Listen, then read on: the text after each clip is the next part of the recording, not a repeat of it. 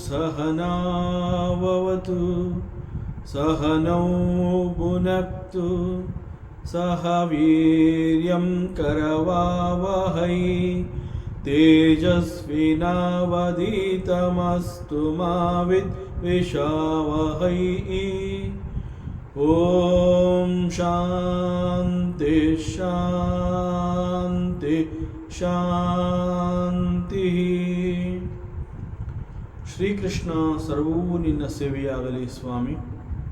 ಎಲ್ಲ ಆಧ್ಯಾತ್ಮ ಬಂಧುಗಳಿಗೂ ನಮಸ್ಕಾರ ಮತ್ತು ಜ್ಞಾನದರ್ಶನಂ ವೇದಿಕೆಗೆ ಸ್ವಾಗತ. ಧ್ವನಿ ಗುರುದೇವದಾಗಿರಲಿ, ವಿಚಾರ ಪರಮಾತ್ಮನದಾಗಿರಲಿ, ಹಾಗೂ ಇದು ನನ್ನದಲ್ಲದ ಕರ್ಮವಾಗಲಿ.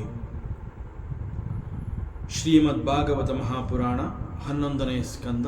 ಮೊದಲಿಗೆ ಮಂಗಳಾಚರಣೆ.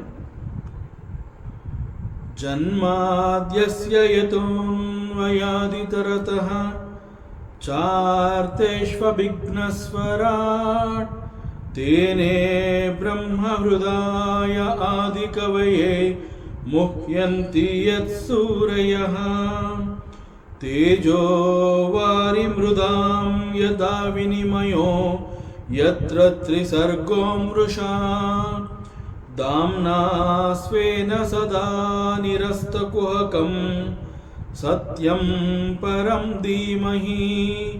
ನಾರಾಯಣಂ ನಮಸ್ಕೃತ್ಯ ನರಂ ಚೈವ ನರೋತ್ತಮಂ ದೇವೀಂ ಸರಸ್ವತೀಂ ವ್ಯಾಸಂ ತತೋ ಜಯಮುದೀರಯೇತ್. ತತೋ ಜಯಮುದೀರಯೇತ್.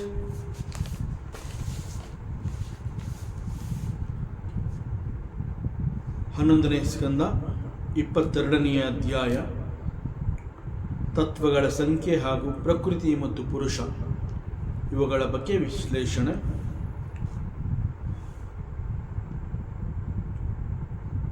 ಯೋಸೌ ಗುಣಕ್ಷೋಭ ಕೃತೋ ವಿಕಾರಃ ಪ್ರಧಾನ ಮೂಲಾನ್ ಮಹತಃ ಪ್ರಸೂತಃ ಅಹಂ ತ್ರಿವೃನ್ ಮೋಹ ವಿಕಲ್ಪ ಹೇತುಃ ವೈಕಾರಿಕಾತ್ ತಮಸಃ ಐಂದ್ರಿಯಶ್ಚ.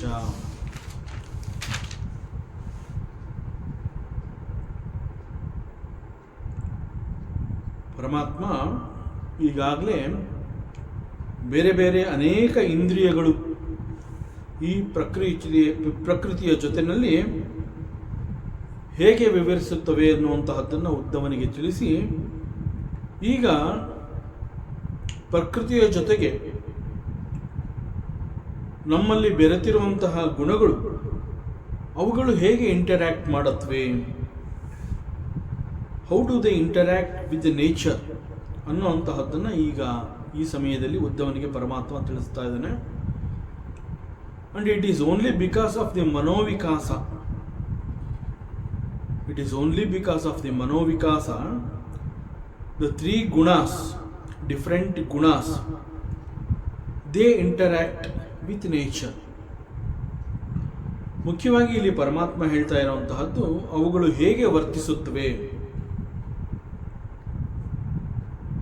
ಮನಸ್ಸಿನಲ್ಲಿ ಉಂಟಾಗುವಂತಹ ಮನೋವಿಕಾರ ಅಂತ ನಾವೇನು ಹೇಳ್ತೀವಿ, ಅದನ್ನು ಅಜಿಟೇಷನ್ ಅಂತ ಹೇಳ್ತೀವಿ, ಉದ್ವಿಗ್ನತೆ ಅಂತ ಕೂಡ ಹೇಳ್ತೀವಿ. ಈ ಉದ್ವಿಗ್ನತೆಯ ಕಾರಣದಿಂದ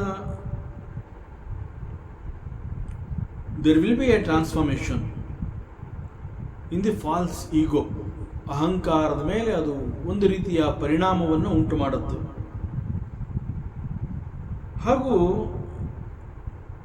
ಆ ಸಮಯದಲ್ಲಿ ಅದಕ್ಕೆ ತಕ್ಕಂತೆ ಗುಣಗಳು ಕೂಡ ಆಕ್ಟಿವೇಟ್ ಆಗುತ್ತವೆ. ಗುಣಗಳು ಅಂತ ಹೇಳಿದಾಗ ಎಲ್ಲರಿಗೂ ಗೊತ್ತಿರೋ ಹಾಗೆ ದೇರ್ ಆರ್ 3 ಡಿಫರೆಂಟ್ ಗುಣಾಸ್: ಸತ್ವಗುಣ, ರಜೋಗುಣ ಅಂಡ್ ತಾಮಸ ಗುಣ. ಸತ್ವಗುಣ ಅಂತ ಹೇಳಿದಾಗ it is of goodness, divine ಗುಣ ಅಂತ ಕೂಡ ಹೇಳ್ತಾರೆ, ಸಾತ್ವಿಕ. ಮತ್ತೊಂದು ಗುಣ ರಜಸ್, ರಜೋಗುಣ. It is connected with actions, ಅಂದರೆ ಕರ್ಮ. Why it is connected with kama or the actions? Because there is a desire.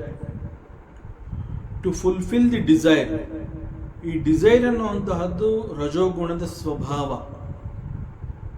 ನಮ್ಮಲ್ಲಿ ಆಸೆಗಳು ಯಾಕೆ ಹುಟ್ಟಿಕೊಳ್ಳುತ್ತವೆ ಅಂತಂದರೆ it is only because of the gunas which we have cultivated. ನಮ್ಮಲ್ಲಿ ರಜೋಗುಣ ಇದೆ ಅಂತಂದರೆ ಕ್ವೈಟ್ ನ್ಯಾಚುರಲ್ ನಮ್ಮಲ್ಲಿ ಆಸೆಗಳು ಹುಟ್ಟುತ್ತಾ ಇರುತ್ತೆ. ನಮಗೆ ಅದು ಬೇಕು, ಇದು ಬೇಕು, ನಾ ಅಲ್ಲಿಗೆ ಹೋಗಬೇಕು, ಇಲ್ಲಿಗೆ ಬರಬೇಕು, ಇಂತಹದ್ದು ನನ್ನ ಬಳಿ ಇರಬೇಕು, ಇಂತಹದ್ದು ಇರಬಾರ್ದು.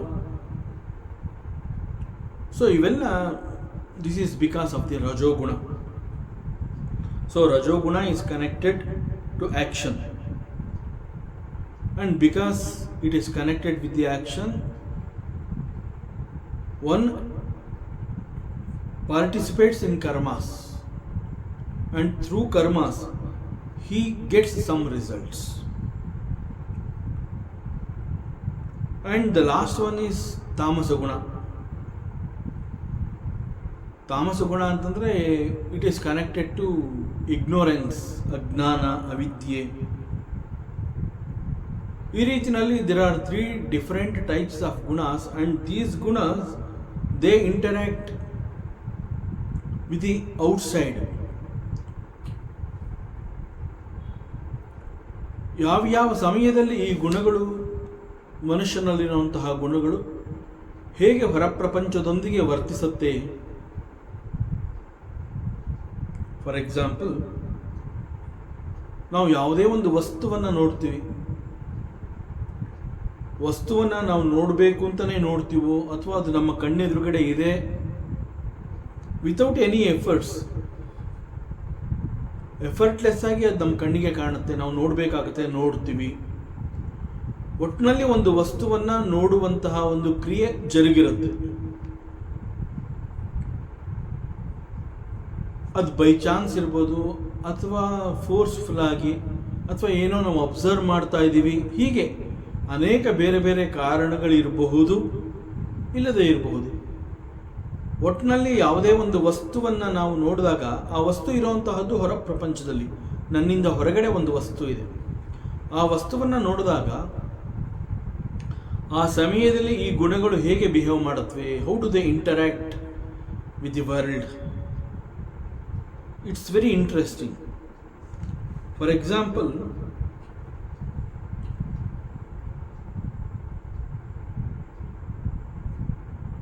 ನಾನು ಯಾವುದೋ ಒಂದು ಡಿಫ್ರೆಂಟ್ ಪ್ಲೇಸ್ ಅಲ್ಲಿಗೆ ಹೋಗಬೇಕಾಗಿ ಬಂದಿರುತ್ತೆ. ಆ ಜಾಗಕ್ಕೆ ಹೋದಾಗ ಅಲ್ಲಿ ನಾನು ಯಾವುದೋ ಗೆಸ್ಟ್ಗೋ ಅಥವಾ ಫ್ರೆಂಡ್ಗೋ ಯಾರಿಗೋ ಒಬ್ಬರಿಗೆ ನಾನು ವೆಯ್ಟ್ ಮಾಡ್ತಾ ಇರ್ತೀನಿ.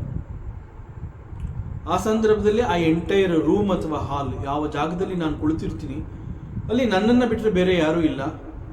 ನಾ ಆ ಜಾಗಕ್ಕೆ ಹೋದಾಗ ಅಲ್ಲಿದ್ದಂತಹವರು ನನ್ನ ಸ್ವಾಗತಿಸಿ, ನೀವು ಇಲ್ಲಿ ವೆಯ್ಟ್ ಮಾಡ್ತಾ ಇರಿ, ಅವ್ರು ಬರ್ತಾರೆ, ಈ ರೀತಿ ಹೇಳಿ ನನ್ನನ್ನು ಒಂದು ವೆರಿ ಪಾಶ್ ರೂಮ್ ಅಲ್ಲಿ ವೆಯ್ಟ್ ಮಾಡ್ತಾ ಕೂತ್ಕೋತೀನಿ ಆ ಒಂದು ಪರ್ಟಿಕ್ಯುಲರ್ ಗೆಸ್ಟ್ಗೆ ಅಥವಾ ಫ್ರೆಂಡ್ಗೆ. ಆ ಸಂದರ್ಭದಲ್ಲಿ ನಾನು ಎಲ್ಲಿ ಕೂತಿರ್ತೀನಿ, ನನಗೆ ನೇರವಾಗಿ ಒಂದು ವೈನ್ ಬಾಟ್ಲ್ ಇರುತ್ತೆ. ಆ ವೈನ್ ಬಾಟ್ಲು ನಾನು ನೋಡ್ತೀನಿ. ನೋಡಿದ ತಕ್ಷಣ ಗೊತ್ತಾಗುತ್ತೆ it is a new fresh wine bottle. ಜೊತೆಗೆ it is an imported one.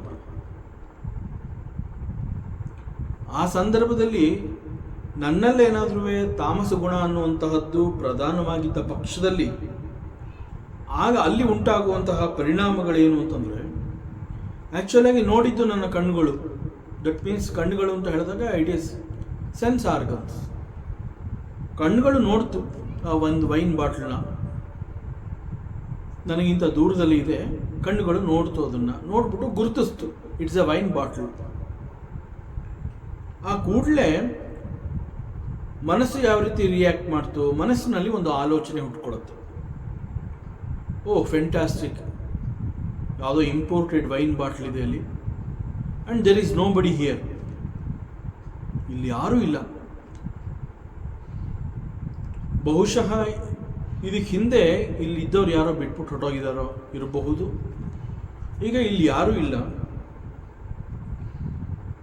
ಆ ವೈನ್ ಬಾಟ್ಲು ನೋಡಿದ್ಮೇಲೆ ನಾನು ಯಾತಕ್ಕೆ ಸುಮ್ಮನೆ ಇರಲಿ, ಇಟ್ ಈಸ್ ಬೆಟರ್, ಕುಡಿದು ನಾನು ಆನಂದಿಸ್ತೀನಿ ಅಂತ ಹೇಳಿ ನಾನು ಅದಕ್ಕೆ ಕುಡಿಯೋದಕ್ಕೆ ಕೂಡ ನಾನು ಪ್ರಾರಂಭ ಮಾಡಬಹುದು. It is only because of the ತಾಮಸ ಗುಣ. ಅದು ನನ್ನಲ್ಲಿ ಪ್ರಧಾನವಾಗಿದ್ದ ಕಾರಣದಿಂದ ಆ ವೈನ್ ಬಾಟ್ಲನ್ನು ನೋಡಿದ ತಕ್ಷಣ ನನಗೆ ಬೇರೆ ಇನ್ಯಾವ ಯೋಚನೆಗಳು ಕೂಡ ಬರಲಿಲ್ಲ. ಯಾರಾದರೂ ಇಮ್ಮಿಡಿಯೇಟ್ ಬಂದ್ಬಿಟ್ರೆ, ಅವ್ರು ಬಂದು ನನ್ನ ಕ್ವಶನ್ ಮಾಡಿದ್ರೆ, ಈ ರೀತಿ ಬೇರೆ ಯಾವ ಆಲೋಚನೆಗಳು ಹುಟ್ಕೊಳ್ಳಿಲ್ಲ. ನೋಡಿದ ತಕ್ಷಣ ಒಂದು ರೀತಿಯ ದಿಸ್ ಇಸ್ ಕಾಲ್ಡ್ ಮನೋವಿಕಾಸ. ಅಲ್ಲಿ ಒಂಥರ ಒಂದು ರೀತಿಯ ಬದಲಾವಣೆ ನನ್ನ ಮನಸ್ಸಿನಲ್ಲಿ. ಲೆಟ್ ಮೀ ಯೂಸ್ ಇಟ್, ಅನಾಯಾಸವಾಗಿ ಸಿಕ್ಕಿದೆ, ಅದು ಇಂಪೋರ್ಟೆಡ್ಡು, ನನಗೂ ಕೂಡ ಕುಡಿಯೋ ಅಭ್ಯಾಸ ಇದೆ. ಸೊ ಹೀಗೆ ಏನು ಮಾಡ್ತೀನಿ, ಆ ವೈನ್ ಬಾಟ್ಲನ್ನ ನಾನು ನೋಡಿದ ತಕ್ಷಣ ತೊಗೊಂಡು ನಾನು ಕುಡಿಯೋದಕ್ಕೆ ಪ್ರಾರಂಭ ಮಾಡ್ತೀನಿ. ಸೊ ಇದು ನನ್ನಲ್ಲಿದ್ದಂತಹ ತಮೋಗುಣ ಯಾವ ರೀತಿ ಬಿಹೇವ್ ಮಾಡ್ತು, ಒಂದು ಹೊರ ಜಗತ್ತಿನಲ್ಲಿ ಒಂದು ವಸ್ತುವನ್ನು ನೋಡಿದಾಗ ಯಾವ ರೀತಿಯಲ್ಲಿ ಅದು ಬಿಹೇವ್ ಮಾಡ್ತು. ಸೊ ಇಲ್ಲಿ ಆ್ಯಕ್ಚುಲಾಗಿ in reality because of the guna, ಅದು ನನ್ನನ್ನು ಪ್ರಚೋದನೆಗೆ ಒಳಪಡಿಸಿ ನಾನು ಕುಡಿಯೋ ಹಾಗೆ ಮಾಡಿರುವಂತಹದ್ದು. ಇಲ್ಲಿ ಅದು ನಾನು ಕುಡಿದೆ ಎನ್ನುವಂತಹದ್ದಲ್ಲ.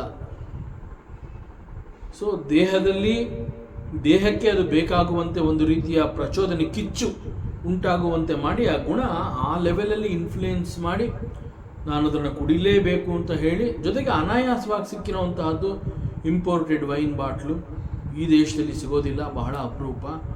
ಈ ರೀತಿ ಇಂತಹ ಅನೇಕ ಆ ಇನ್ಫ್ಲೂಯೆನ್ಸ್ಗಳು ನನ್ನ ಮೇಲೆ ಎಷ್ಟು ದೊಡ್ಡ ಪರಿಣಾಮವನ್ನು ಬೀರ್ತು ಅಂತಂದರೆ, ಹಿಂದೆ ಮುಂದೆ ನೋಡದೆ ನಾನು ಎಲ್ಲಿಗೆ ಬಂದಿದ್ದೀನಿ, ಯಾವ ಜಾಗದಲ್ಲಿದ್ದೀನಿ, ನಾನು ಬಂದಿರೋ ಪರ್ಪಸ್ ಏನು, ಎವ್ರಿಥಿಂಗ್ ಈಸ್ ಅದೆಲ್ಲ ಪಕ್ಕಕ್ಕೆ ಇಟ್ಬಿಟ್ಟು ವೈನ್ ಬಾಟ್ಲು ನೋಡಿದ ತಕ್ಷಣ ಕುಡಿಯೋದಕ್ಕೆ ಪ್ರಾರಂಭ ಮಾಡಿತ್ತು. ಸೊ ಯಾವಾಗ ಈ ತಾಮಸಿಕ ಗುಣ ಅನ್ನುವಂತಹದ್ದು ಇಟ್ ಇನ್ವಾಲ್ವ್ಡ್ ಈ ರೀತಿಯಲ್ಲಿ ಅದು ಮನಸ್ಸಿನೊಂದಿಗೆ ಬೆರೆತು ಪ್ರೋಸೆಸ್ ಮಾಡಿದಾಗ, ಆ್ಯಕ್ಚುಲಿಗೆ ಕಣ್ಣುಗಳು ನೋಡ್ತು, ಮನಸ್ಸಿನಲ್ಲಿ ಒಂದು ಆಸೆ ಹುಟ್ಟಿತು, ಇವೆಲ್ಲವನ್ನ ಈ ತಮೋಗುಣ ಅನ್ನುವಂಥದ್ದು ಈ ರೀತಿ ಪ್ರೋಸೆಸ್ ಮಾಡಿದೆ. And the body interacts with it. ಕಣ್ಣುಗಳು ನೋಡ್ತು, ಮನಸ್ಸಿನಲ್ಲಿ ಆಲೋಚನೆ ಹುಟ್ಟಿತು, ಬಾಡಿ ಕೂಡ ಕೋಆಪರೇಟ್ ಮಾಡ್ತು. ದಿಸ್ ಈಸ್ ಹೌ ಗುಣ, ಅದರ ಇನ್ಫ್ಲೂಯೆನ್ಸ್ ಯಾವ ಲೆವೆಲಲ್ಲಿ ನಮ್ಮ ಮೇಲೆ ಅದು ಅದರ ಪ್ರಯೋಗ ಆಗತ್ತೆ. Actually the object is kept outside,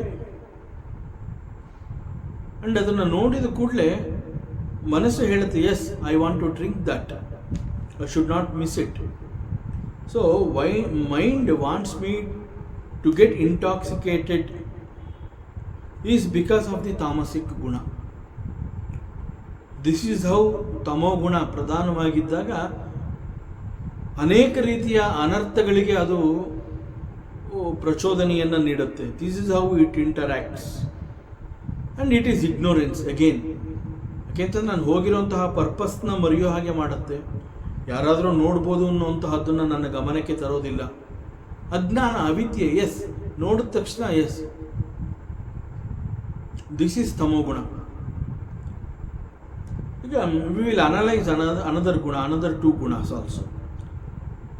ಈಗ ಅದೇ ರೀತಿ there is a person who is also sitting and relaxing in that room. ಅವನ ಕಣ್ಣೆದುರಿಗೆ ಕೂಡ ಈ ರೀತಿಯ ಒಂದು ವಸ್ತು ಇರುತ್ತೆ. ಆ ವೈನ್ ಬಾಟ್ಲನ್ನು ಅವನು ಕೂಡ ನೋಡ್ತಾನೆ. ಅವನಿಗೂ ಕೂಡ ಅರ್ಥ ಆಗುತ್ತೆ, yes it is a fresh wine bottle, very new, it's not even opened and it is imported, very costly also. ಅನಾಯಾಸವಾಗಿ ಸಿಕ್ಕಿದೆ. ನನಗೂ ಕೂಡ ಕುಡಿಯೋ ಅಭ್ಯಾಸ ಇದೆ. ಇದು ರಜೋಗುಣ ಅವನಲ್ಲಿ ಉಂಟು ಮಾಡ್ತಾ ಇರುವಂತಹ ಉದ್ವಿಗ್ನತೆ. ಸೊ ಅವನಲ್ಲಿ ರಜೋಗುಣ ತುಂಬಿದೆ ಆ ವ್ಯಕ್ತಿಯಲ್ಲಿ. ಆ ರಜೋಗುಣ ಹೇಗೆ ಇಂಟರ್ಯಾಕ್ಟ್ ಮಾಡ್ತಾ ಇದೆ, ಅವನನ್ನು ಯಾವ ರೀತಿ ಪ್ರಚೋದನೆಗೆ ಒಳಪಡಿಸ್ತಾ ಇದೆ. ಸೊ ಅವನಲ್ಲಿ ರಜೋಗುಣ ಪ್ರಧಾನವಾಗಿದ್ದ ಕಾರಣದಿಂದ ಅವನು ನೋಡ್ತಾನೆ, ನೋಡಿದ ಕೂಡಲೇ ಅವನಿಗೆ yes it's a imported wine bottle and it is very costly also. ಅಷ್ಟು ಸುಲಭವಾಗಿ ನಮ್ಮ ಈ ದೇಶದಲ್ಲಿ ಇದು ಸಿಗೋದಿಲ್ಲ. ಸೊ ಫಸ್ಟ್ ಥಿಂಗ್ ಈಸ್ ಇದನ್ನು ತಗೊಂಡು ಮುಚ್ಚಿಟ್ಕೊಂಬಿಡೋಣ. ಫಸ್ಟ್ ಇಲ್ಲಿ ಯಾರೂ ಇಲ್ಲ, ಅದರಿಂದ ಎತ್ತಿ ನನ್ನ ಬ್ಯಾಗ್ ಹಾಕೊಂಬಿಡೋಣ. ಮುಂದೆ ಇದನ್ನು ನಾನೇ ಬೇಕಾದರೂ ಕುಡಿಬಹುದು, ನನಗೆ ಕುಡಿಯೋ ಅಭ್ಯಾಸ ಇದೆ. ಸೊ ಇದನ್ನು ನಾನೇ ಬೇಕಾದ್ರೂ ಕುಡಿಬಹುದು. ಇಲ್ಲ ಅಂತಂದರೆ ನನಗೆ ಅನೇಕ ಫ್ರೆಂಡ್ಸ್ಗಳಿದ್ದಾರೆ ಲಿಕ್ಕರ್ನ ಯೂಸ್ ಮಾಡೋವಂಥವ್ರು. ಅವ್ರುಗಳ ಹತ್ರ ಹೋಗಿ ನಾನು ಈ ರೀತಿ ಒಂದು ಇಂಪೋರ್ಟೆಡ್ ವೈನ್ ಬಾಟ್ಲ್ ಇದೆ ಅಂತಂದರೆ I can sell it for a profit, I get money. So either I can drink it or I can make money. So let me not miss this opportunity. ಇದು ರಜೋಗುಣ. ಈ ರೀತಿ ಯಾವಾಗ ರಜೋಗುಣ ಪ್ರಧಾನವಾಗಿರುತ್ತೆ ಮನುಷ್ಯನಲ್ಲಿ, ಅವನ ಕಣ್ಣಿಗೂ ಕೂಡ ಇದೇ ಒಂದು ವೈನ್ ಬಾಟ್ಲು ಕಣ್ಣಿಗೆ ಬಿತ್ತು. ಬಟ್ ಅವನು ತಮೋಗುಣಿಯಂತೆ ಬಿಹೇವ್ ಮಾಡಲಿಲ್ಲ. ಅವನೇನು ಮಾಡ್ದ, ಬಿಕಾಸ್ ಆಫ್ ದಿ ರಜೋಗುಣ ಅವನಲ್ಲಿ ಆಸೆ, ನಾನು ಬೇಕಾದ್ರೂ ಕುಡಿಬಹುದು ಅಥವಾ ನಾನು ಇದನ್ನು ಹೈಯರ್ ಪ್ರಾಫಿಟ್ಗೆ I can make money also. So ಇದನ್ನು ಫಸ್ಟು ತೆಗೆದು ನಾನು let me protect it, let me safeguard it ಅಂತ ಹೇಳಿ ಆ ಬಾಟ್ಲನ್ನ ತೊಗೊಂಡು ಅವನ ಬ್ಯಾಗ್ನಲ್ಲಿ ಇಟ್ಕೊಂಡು ತೊಗೊಂಡು ಹೋಗ್ತಾನೆ. ಇದು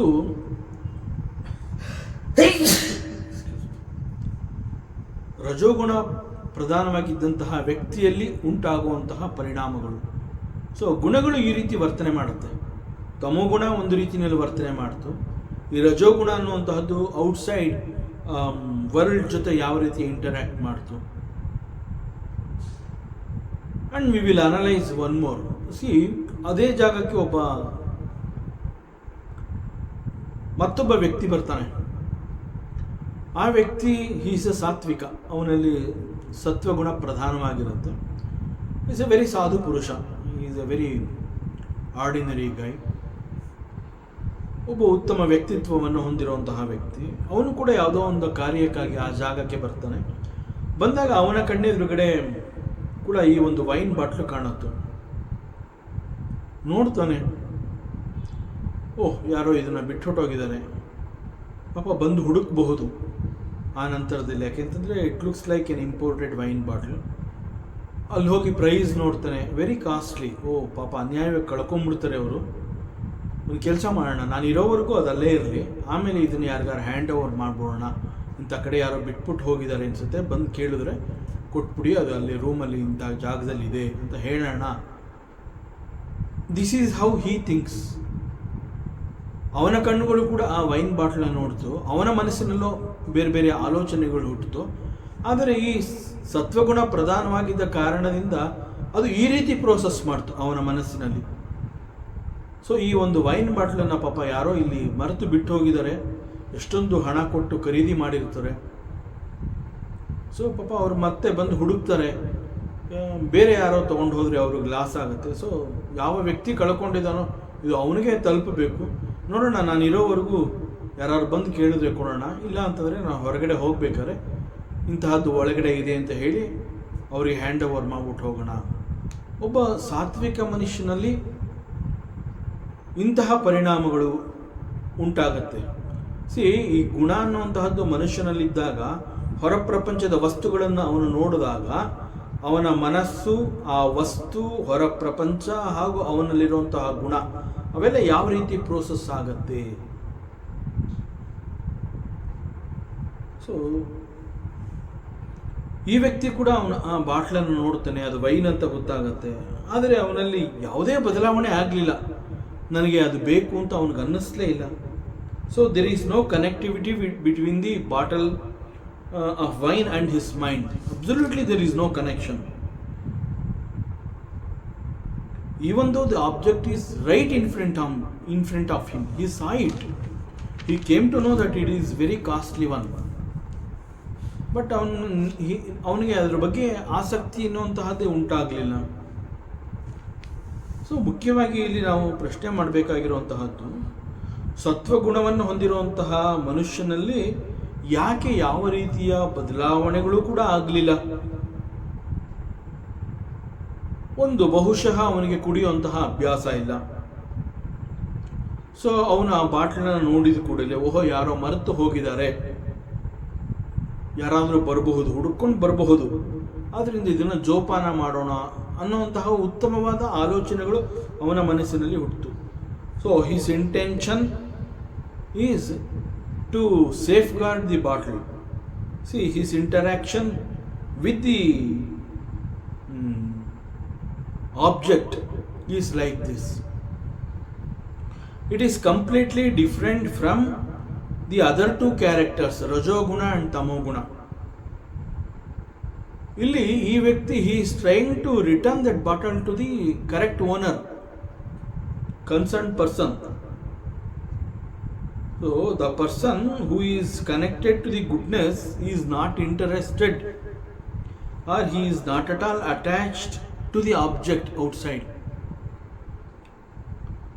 But the same wine bottle for a tamoguni, ಅದನ್ನು ನೋಡಿದ ಕೂಡಲೇ ಅವನಿಗೆ ಅದನ್ನು ಕುಡಿಬೇಕು ಅಂತ ಅನ್ನಿಸ್ತು. ಅದೇ ಬಾಟಲ್ನ ಒಬ್ಬ ರಜೋಗುಣಿ ಅವನು ನೋಡಿದಾಗ, ಇಲ್ಲ ನಾನು ಮುಂದೆ ಮನೆಯಲ್ಲಿ ಹೋಗಿ ನಿಧಾನವಾಗಿ ರಿಲ್ಯಾಕ್ಸ್ ಮಾಡ್ಕೊಂಡು ನಾನೇ ಕುಡಿಬಹುದು, or I can sell it for a higher price. But for the person who is connected to the goodness, sattvaguna, that did not bother him at all. ಆ ವೈನ್ ಬಾಟ್ಲ್ ಆಗಲಿ ಯಾವುದೋ ಅವನ ಮೇಲೆ ಯಾವುದೇ ರೀತಿಯ ಪರಿಣಾಮವನ್ನು ಕೂಡ ಬೀರಲಿಲ್ಲ. He just wanted to return that to the concern person. See, the object, the bottle of wine, the object is the same for all the three. ಮೂರೂ ಜನ ವ್ಯಕ್ತಿಗಳಿಗೂ ಕೂಡ ಅವರ ಕಣ್ಣಿಗೆ ಕಂಡು ಬಂದಿದ್ದು ದ ಸೇಮ್ ವೈನ್ ಬಾಟಲ್. ಆದರೆ ತಮೋಗುಣಿ ಮಾತ್ರ ಅದನ್ನು ನಾನು ಕುಡಿದು ಬಿಡಬೇಕು ಅಂತ ಅನಿಸಿದ್ದು. ರಜೋಗುಣಿಗೆ either I can sell it for a higher price or I can use it later. But for the person who is connected with the sattvaguna, ಅವನಿಗೆ ಇದು ಯಾವುದು ಕೂಡ, he did not bother about the wine bottle and there was no attraction for him. He just wanted to return the bottle to the concerned person. He was never attracted.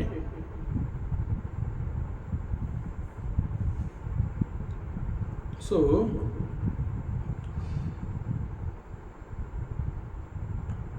transformation in three different modes. This is how it happens. Object is the one, but transformation is in three different ways. This is how guna interacts with the world. And it is all generated from the Mahat Tattva.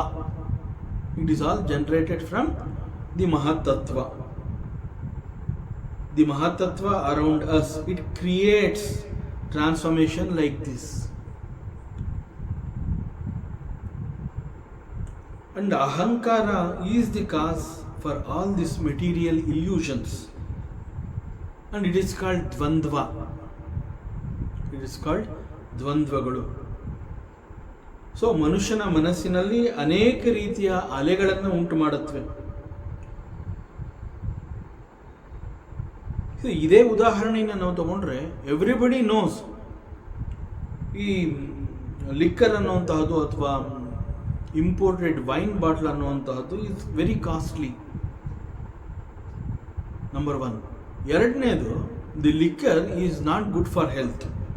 ಅದು ಮನುಷ್ಯನ ಆರೋಗ್ಯವನ್ನು ಹಾಳು ಮಾಡುತ್ತೆ, both physically and mentally.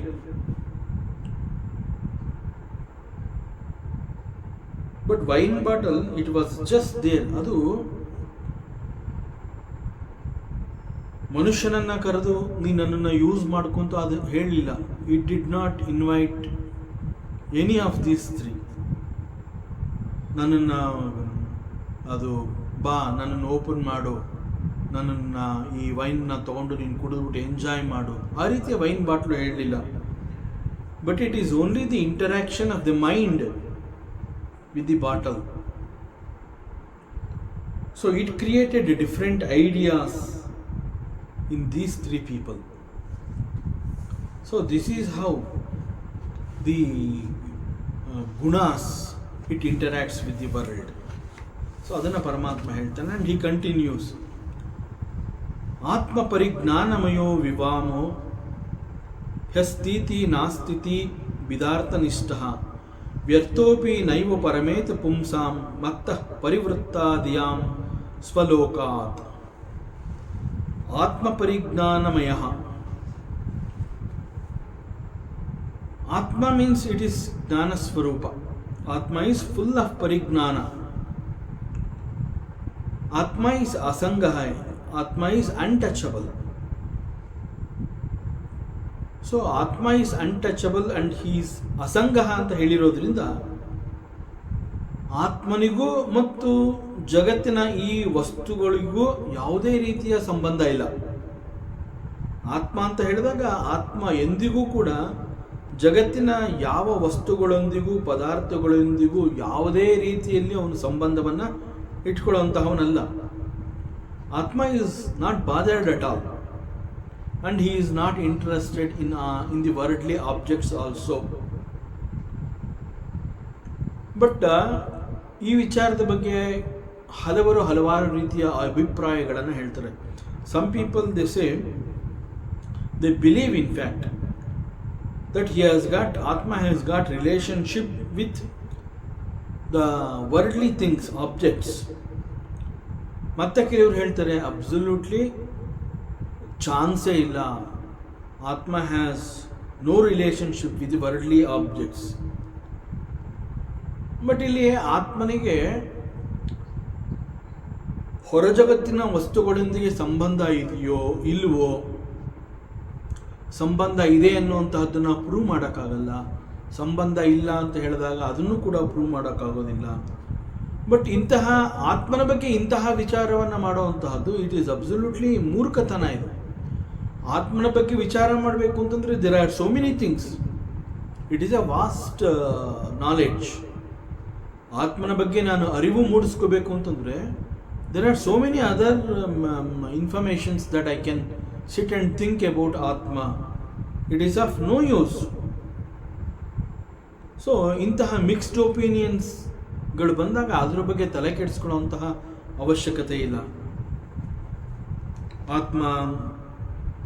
ಆತ್ಮನ ವಿಚಾರದಲ್ಲಿ there are always mixed opinions by the people. Like he is saguna, he is ನಿರ್ಗುಣ, ಭಾವ ಅಭಾವ, ಸತ್ಯ ಮಿಥ್ಯ, ಎಲ್ಲ ಭೇದ, ದ್ವಂದ್ವ, ಭೇದ ದೃಷ್ಟಿಗಳು. So trying to prove this through logically or even just to talk about it is of no use, vyartha. It is called vyartha. So ಅದರಿಂದ ಪರಮಾತ್ಮ ಹೇಳ್ತಾ ಇದ್ದಾನೆ, ನಾನು ಜ್ಞಾನ ಸ್ವರೂಪಿ. ಇಲ್ಲಿ ನಾನು ಮೀನ್ಸ್ ಆತ್ಮ. ಆತ್ಮ ಈಸ್ ಜ್ಞಾನ ಸ್ವರೂಪಿ. ಸೊ ಆತ್ಮನನ್ನು ತಿಳ್ಕೊಳ್ಳದೆ ಇರುವಂತಹ ಜನ, ನನ್ನನ್ನು ತಿಳ್ಕೊಳ್ಳದೆ ಇರುವಂತಹ ಜನ ಇಂತಹ ದ್ವಂದ್ವಗಳಿಂದ ಮುಕ್ತರಾಗೋದಕ್ಕೆ ಸಾಧ್ಯವೇ ಇಲ್ಲ. And the truth about the atma is forgotten by the human beings. ಈ ಜೀವಾತ್ಮರುಗಳು ಆತ್ಮನ ವಿಚಾರವನ್ನ ಸಂಪೂರ್ಣವಾಗಿ ಮರೆತಿದ್ದಾರೆ. The forgetful nature of the human being is called the pramada. So ಈ ಜನಗಳು ಬಹಳ ಸುಲಭವಾಗಿ they trap in to maya. ಯಾಕೆಂದ್ರೆ ಅವರು ಆತ್ಮನ ವಿಚಾರವನ್ನು ತಿಳ್ಕೊಂಡಿಲ್ಲ. They have forgotten. Since they do not know anything about the Atma, it is very easy they get into the trap of Maya. So ಜನಗಳು ಅವರವರಲ್ಲಿಯೇ ಮತ್ತೊಬ್ಬನನ್ನು ದೂಷಿಸ್ತಾರೆ, ಮತ್ತೊಬ್ಬನ ಬಗ್ಗೆ ಮಾತನಾಡ್ತಾರೆ, ಮತ್ತೊಬ್ಬನ ಯೋಗ್ಯತೆಯನ್ನು ಅಳೆಯುವಂತಹ ಪ್ರಯತ್ನವನ್ನು ಮಾಡ್ತಾರೆ, ಮತ್ತೊಬ್ಬ ಇವನನ್ನು ಅಳಿತಾನೆ. ಸೊ ಭಿನ್ನ ಭಿನ್ನವಾದ ಅಭಿಪ್ರಾಯಗಳನ್ನು ಒಬ್ಬರು ಮತ್ತೊಬ್ಬರ ಮೇಲೆ ಕೊಡ್ತಾರೆ, ಮತ್ತೊಬ್ಬ ಇನ್ನೊಬ್ಬರ ಮೇಲೆ ಕೊಡ್ತಾರೆ. And it will never stop, it goes on and on. And very easily they make the judgement and pass the comments also. Oh, ಇವನು ತುಂಬ ಒಳ್ಳೆಯವನು, ಇವನು ತುಂಬ ಕೆಟ್ಟವನು, ಇವನು ಬುದ್ಧಿವಂತ, ಹಿ ಈಸ್ ಅನ್ಇಂಟೆಲಿಜೆಂಟ್ ಫೆಲೋ. ಆ್ಯಕ್ಚುಲಾಗಿ ಇಲ್ಲಿ ಜನಗಳು ಏನು ಮಾತನಾಡ್ತಾ ಇದ್ದಾರೆ? He is intelligent, he is ignorant, he is rich, he is poor, he is A good man, he is a bad man. ಈ ರೀತಿಯಲ್ಲಿ ಅವರು ಮನುಷ್ಯನನ್ನು ಜಡ್ಜ್ ಮಾಡಿ ಕಮೆಂಟ್ಸ್ಗಳನ್ನ ಪಾಸ್ ಮಾಡ್ತಾ ಇದ್ದಾರಲ್ಲ. Actually what are they doing? All of them are talking about the gunas. These are all the gunas. ಒಳ್ಳೆಯತನ, ನೀಚತನ, ಕೆಟ್ಟತನ, all these are the gunas. ಗುಣಗಳನ್ನು ಕುರಿತು ಮಾತನಾಡ್ತಾ ಇದ್ದಾರೆ ಹೊರತು ಆತ್ಮನನ್ನು ಕುರಿತು ಮಾತನಾಡ್ತಾ ಇಲ್ಲ. Because they have totally forgotten about the Atma. That is, ಈ ಕಾರಣದಿಂದ ಪರಮಾತ್ಮ ಹೇಳ್ತಾ ಇದ್ದಾನೆ, these people are very easily get into the trap of Maya. ಬಹಳ ಸುಲಭವಾಗಿ ಮಾಯೆಗೆ ಸಿಕ್ಕಾಕೋತಾರೆ ಇವರು. ಮನುಷ್ಯ ಅಂತ ಹೇಳಿದಾಗ ಅವನನ್ನು ಸರ್ಫೇಸ್ ಲೆವೆಲಲ್ಲಿ ಅಳೀತಾ ಇದ್ದಾರೆ, ಅವನ ಗುಣವನ್ನು ಕುರಿತು ಮಾತನಾಡ್ತಾ ಇದ್ದಾರೆ. ಅವನು ಹೀಗೆ, ಅವನು ಹಾಗೆ, ಅವನು ಇಂತಹ, ಅವನು. ಆ್ಯಕ್ಚುಲಾಗಿ all these are the gunas of the particular body. It is not the gunas of the atma. Atma he is beyond, is gunatita. ಆದರೆ ಇಲ್ಲಿ ಮನುಷ್ಯನನ್ನು ಅವನು ಈ ರೀತಿ ಆ ರೀತಿ ಅಂತ ಹೇಳ್ತಾ ಇರುವಂತಹದ್ದು, they are talking about the guna. These are all very much external.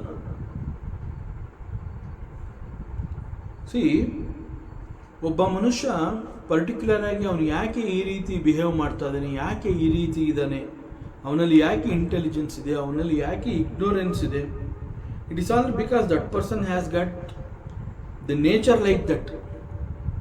ಅವನ ಸ್ವಭಾವ ಆ ರೀತಿಯಲ್ಲಿ ಇದೆ. The nature is inbuilt and he has got to act accordingly. ತನ್ನ ಸ್ವಭಾವಕ್ಕೆ ಅನುಗುಣವಾಗಿ ಹಿ ಹ್ಯಾಸ್ ಟು ಆ್ಯಕ್ಟ್. ಅವನಲ್ಲಿ ಸತ್ವಗುಣ ಇದೆ ಅಂತಂದರೆ ಜ್ಞಾನಭರಿತನಾದ ವ್ಯಕ್ತಿಯಾಗಿರ್ತಾನೆ. ಅವನಲ್ಲಿ ಸತ್ವಗುಣ ಇದೆ ಅಂದಾಗ ಅವನಲ್ಲಿ ನಾವು ದಡ್ಡತನವನ್ನು ಹುಡುಕೋದಕ್ಕೆ ಸಾಧ್ಯವೇ ಇಲ್ಲ. ಅವನಲ್ಲಿ ತಮೋ ಗುಣ ಇದೆ ಅಂತಂದರೆ ಅವನ ಜ್ಞಾನವನ್ನು ನೋಡೋದಕ್ಕಾಗೋದಿಲ್ಲ. ಅವನಲ್ಲಿ ರಜೋಗುಣ ಇದೆ ಅಂತಂದರೆ ನಾವು ಅವನಲ್ಲಿ ಲೇಸಿನೆಸ್ನ ನೋಡೋದಕ್ಕೆ ಸಾಧ್ಯ ಇಲ್ಲ. So these are all the gunas. So ಯಾವ ಗುಣಗಳು ಅವನಲ್ಲಿ ಪ್ರಧಾನವಾಗಿರುತ್ತೆ ಆ ಗುಣಗಳಿಗೆ ತಕ್ಕಂತೆ he behaves. That is how he acts according to the gunas. So the reality is totally different. ನಾವು ಮನುಷ್ಯನನ್ನು ನೋಡಿದ ತಕ್ಷಣ ಅವನು ಹೀಗೆ ಅಂತ ಹೇಳೋದಕ್ಕೆ ಸಾಧ್ಯ ಇಲ್ಲ. The reality is totally different. So ಪರಮಾತ್ಮ ಈ ವಿಚಾರವನ್ನು ಮುಖ್ಯವಾಗಿ ಇಟ್ಕೊಂಡು ಉದ್ಧವನಿಗೆ ಉಪದೇಶವನ್ನು ಮಾಡ್ತಾ ಇದ್ದಾನೆ. ಸೊ ಪರಮಾತ್ಮ ಇಲ್ಲಿ he is talking about the reality. But what is reality here?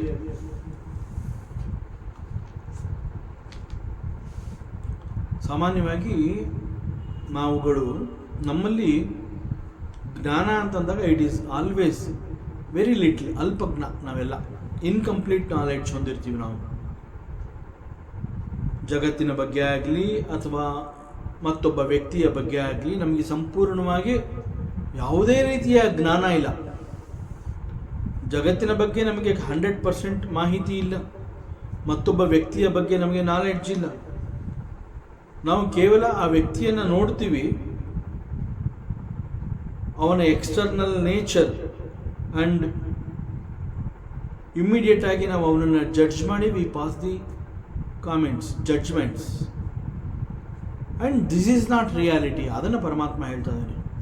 ನೀನು ವ್ಯಕ್ತಿಯನ್ನು ನೋಡಿ ಸರ್ಫೇಸ್ ಲೆವೆಲಲ್ಲಿ ಅವನು ಹೀಗೆ ಹಾಗೆ ಅಂತ ಹೇಳ್ತಾ ಇರೋವಂತಹದ್ದು ಅವನು ಆ್ಯಕ್ಟ್ ಮಾಡ್ತಾ ಇರೋಂತಹದ್ದು, ಬಿಹೇವ್ ಮಾಡ್ತಾ ಇರೋಂತಹದ್ದು, it's all because of the he is behaving according to the gunas. ತನ್ನಲ್ಲಿರುವಂತಹ ಸ್ವಭಾವಕ್ಕೆ ತಕ್ಕಂತೆ ಅವನು ಇಲ್ಲಿ ಜಗತ್ತಿನೊಂದಿಗೆ ವ್ಯವಹರಿಸ್ತಾ ಇದ್ದಾನೆ. ನಿನ್ನ ರೀತಿ ಅವನು ಯಾವ ರೀತಿ, ನಿನ್ನ ಜೊತೆ ಅವನು ಯಾವ ರೀತಿ ವ್ಯವಹರಿಸ್ತಾ ಇದ್ದಾನೆ ಅಂತಂದರೆ, ಅವನಲ್ಲಿ ಯಾವ ಸ್ವಭಾವ ಇದೆ ಆ ಸ್ವಭಾವಕ್ಕೆ ತಕ್ಕಂತೆ ಅವನು he is interacting with you and with the world. So it is the swabhava. So it is the swabhava, it is not the reality. So it is not the truth. ಅದರಿಂದ ಇಲ್ಲಿ ಪರಮಾತ್ಮ ಹೇಳ್ತಾ ಇದ್ದಾನೆ, do not go by the looks and his behaviour. ಯಾಕೆ ಅಂತಂದರೆ, ಯಾವುದೇ ಸಮಯದಲ್ಲಿ ಈ ಗುಣ ಸ್ವಭಾವಗಳು ಬದಲಾಗುವಂತಹ ಸಾಧ್ಯತೆಗಳು ಇದೆ. At any point of time these are subject to modify, subject to change.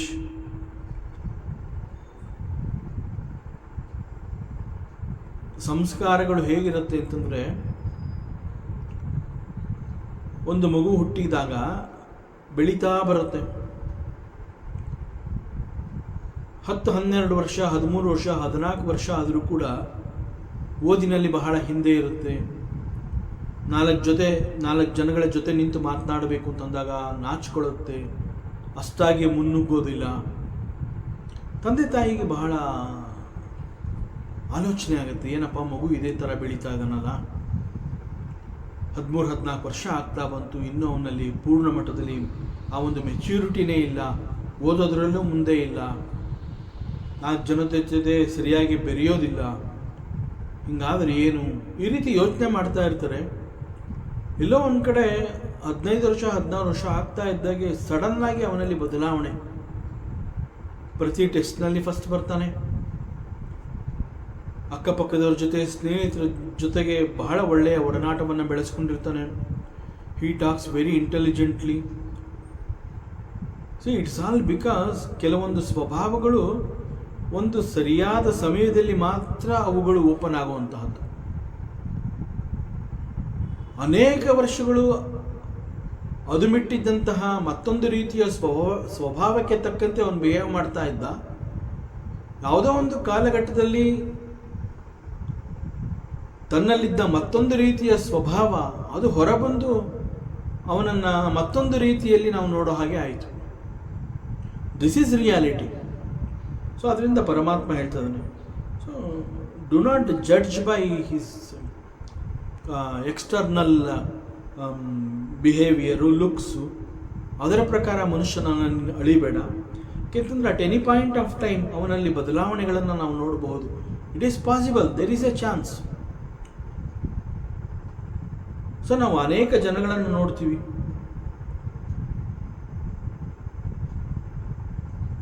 ಅವರಿಗೆ ನಮ್ಮಿಂದ ಏನೋ ಒಂದು ಕೆಲಸ ಆಗಬೇಕು ಅಂತಂದಾಗ ನಾವು ಆ ಕೆಲಸ ಅವರಿಗಾಗಿ ನಾವು ಮಾಡಿಕೊಡೋವರೆಗೆ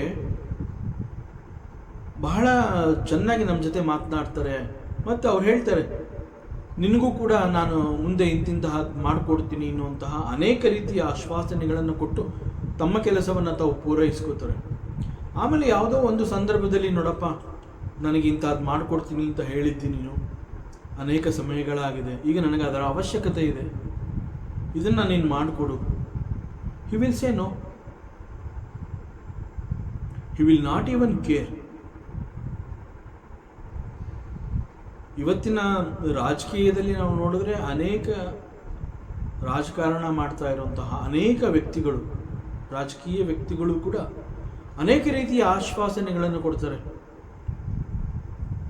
ಅವರು ಎಲೆಕ್ಷನಲ್ಲಿ ಗೆದ್ದು ತಮ್ಮ ಕುರ್ಚಿಯನ್ನು ಭದ್ರಪಡಿಸ್ಕೊಂಡ ನಂತರದಲ್ಲಿ ಅವರ ಬಿಹೇವಿಯರೇ ಬೇರೆ. ಅವರು ತಮ್ಮ ಕ್ಷೇತ್ರಕ್ಕೆ ಹೋಗಿ ಅಲ್ಲಿ ಕೆಲಸ ಕೂಡ ಮಾಡೋದಿಲ್ಲ, ಸಂಪೂರ್ಣವಾಗಿ ಬದಲಾಗಿ ಹೋಗ್ತಾರೆ. So at any point of time we can see there are so many changes. So it is not reality.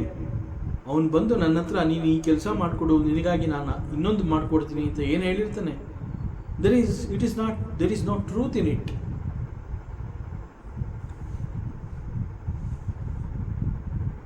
So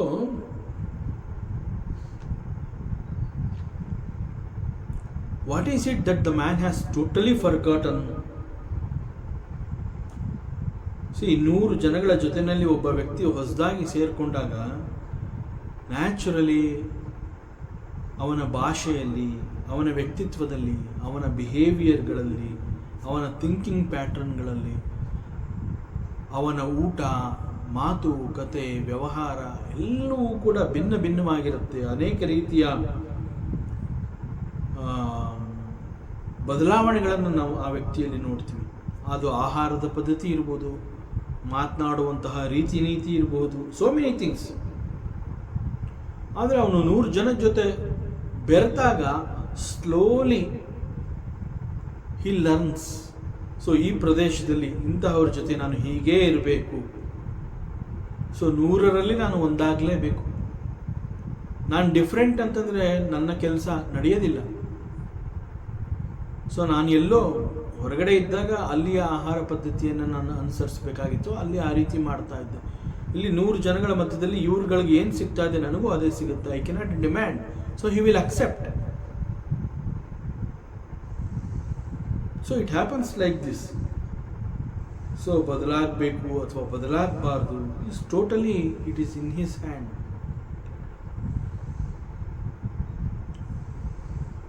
so ಬೇರೆಯವ್ರು ನನ್ನ ಬಗ್ಗೆ ಏನು ಹೇಳ್ತಾರೆ, ಏನು ಹೇಳೋದಿಲ್ಲ, ಅದರ ಬಗ್ಗೆ ಅವನು he will not care. So ಅವನ ಒಳಗಡೆ ಏನಿರುತ್ತೆ ಅದು ಮಾತ್ರ ಈಚೆ ಬರುತ್ತೆ. That is reality.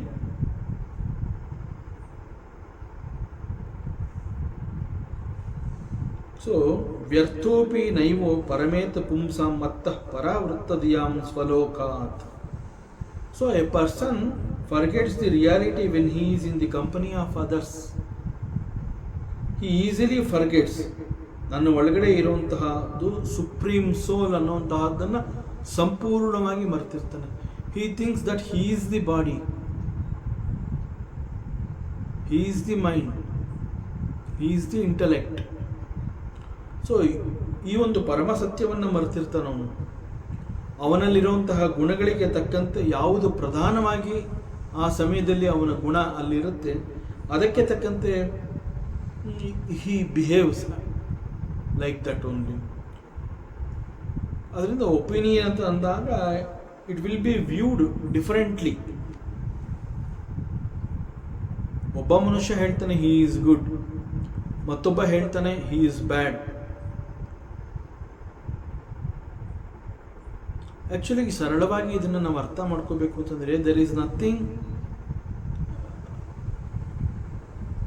And nothing is there in the mind. Everything is nothing but is swabhava. It is because of the gunas. ತುಂಬ ಸಿಂಪಲ್ ಅಂತಂದರೆ very simple. I am drinking water. ನಾನು ನೀರು ಕುಡಿತಾ ಇದ್ದೀನಿ, ಬಾಯಾರಿಕೆ ಆಗಿದೆ, ನನಗೆ ಬಾಯಾರಿಕೆ ಆಗಿದೆ. ಇದೇ ರೀತಿ ನಾನು ಹೇಳೋದಂಥದ್ದು, ನನ್ನ ಪದಗಳು ಹೀಗೆ ಇರುತ್ತೆ. ನನಗೆ ಬಾಯಾರಿಕೆ ಆಗಿದೆ, ನಾನು ನೀರು ಕುಡಿತಾ ಇದ್ದೀನಿ. ಬಟ್ ಇಲ್ಲಿ ದೇಹಕ್ಕೆ ಬಾಯಾರಿಕೆ ಆಗಿರುತ್ತೆ. ಆ ಸಂದರ್ಭದಲ್ಲಿ swabhava wants some water. So that swabhava ಏನು ಮಾಡುತ್ತೆ, it gives me a hint, drink some water. ಅದನ್ನು ಅರ್ಥ ಮಾಡಿಕೊಂಡು ನಾನು ನೀರು ಕುಡಿದಿರ್ತೀನಿ. ಬಟ್ ನಾನೇ ನೀರು ಕುಡಿತಾ ಇದ್ದೀನಿ ಅಂತಂದರೆ it is false ego and it is the truth. ನಾನು ಈ ದೇಹ ಅಲ್ಲ ಅನ್ನುವಂತಹದ್ದು ಸತ್ಯ. It is the swabhava which makes the body and mind to work accordingly.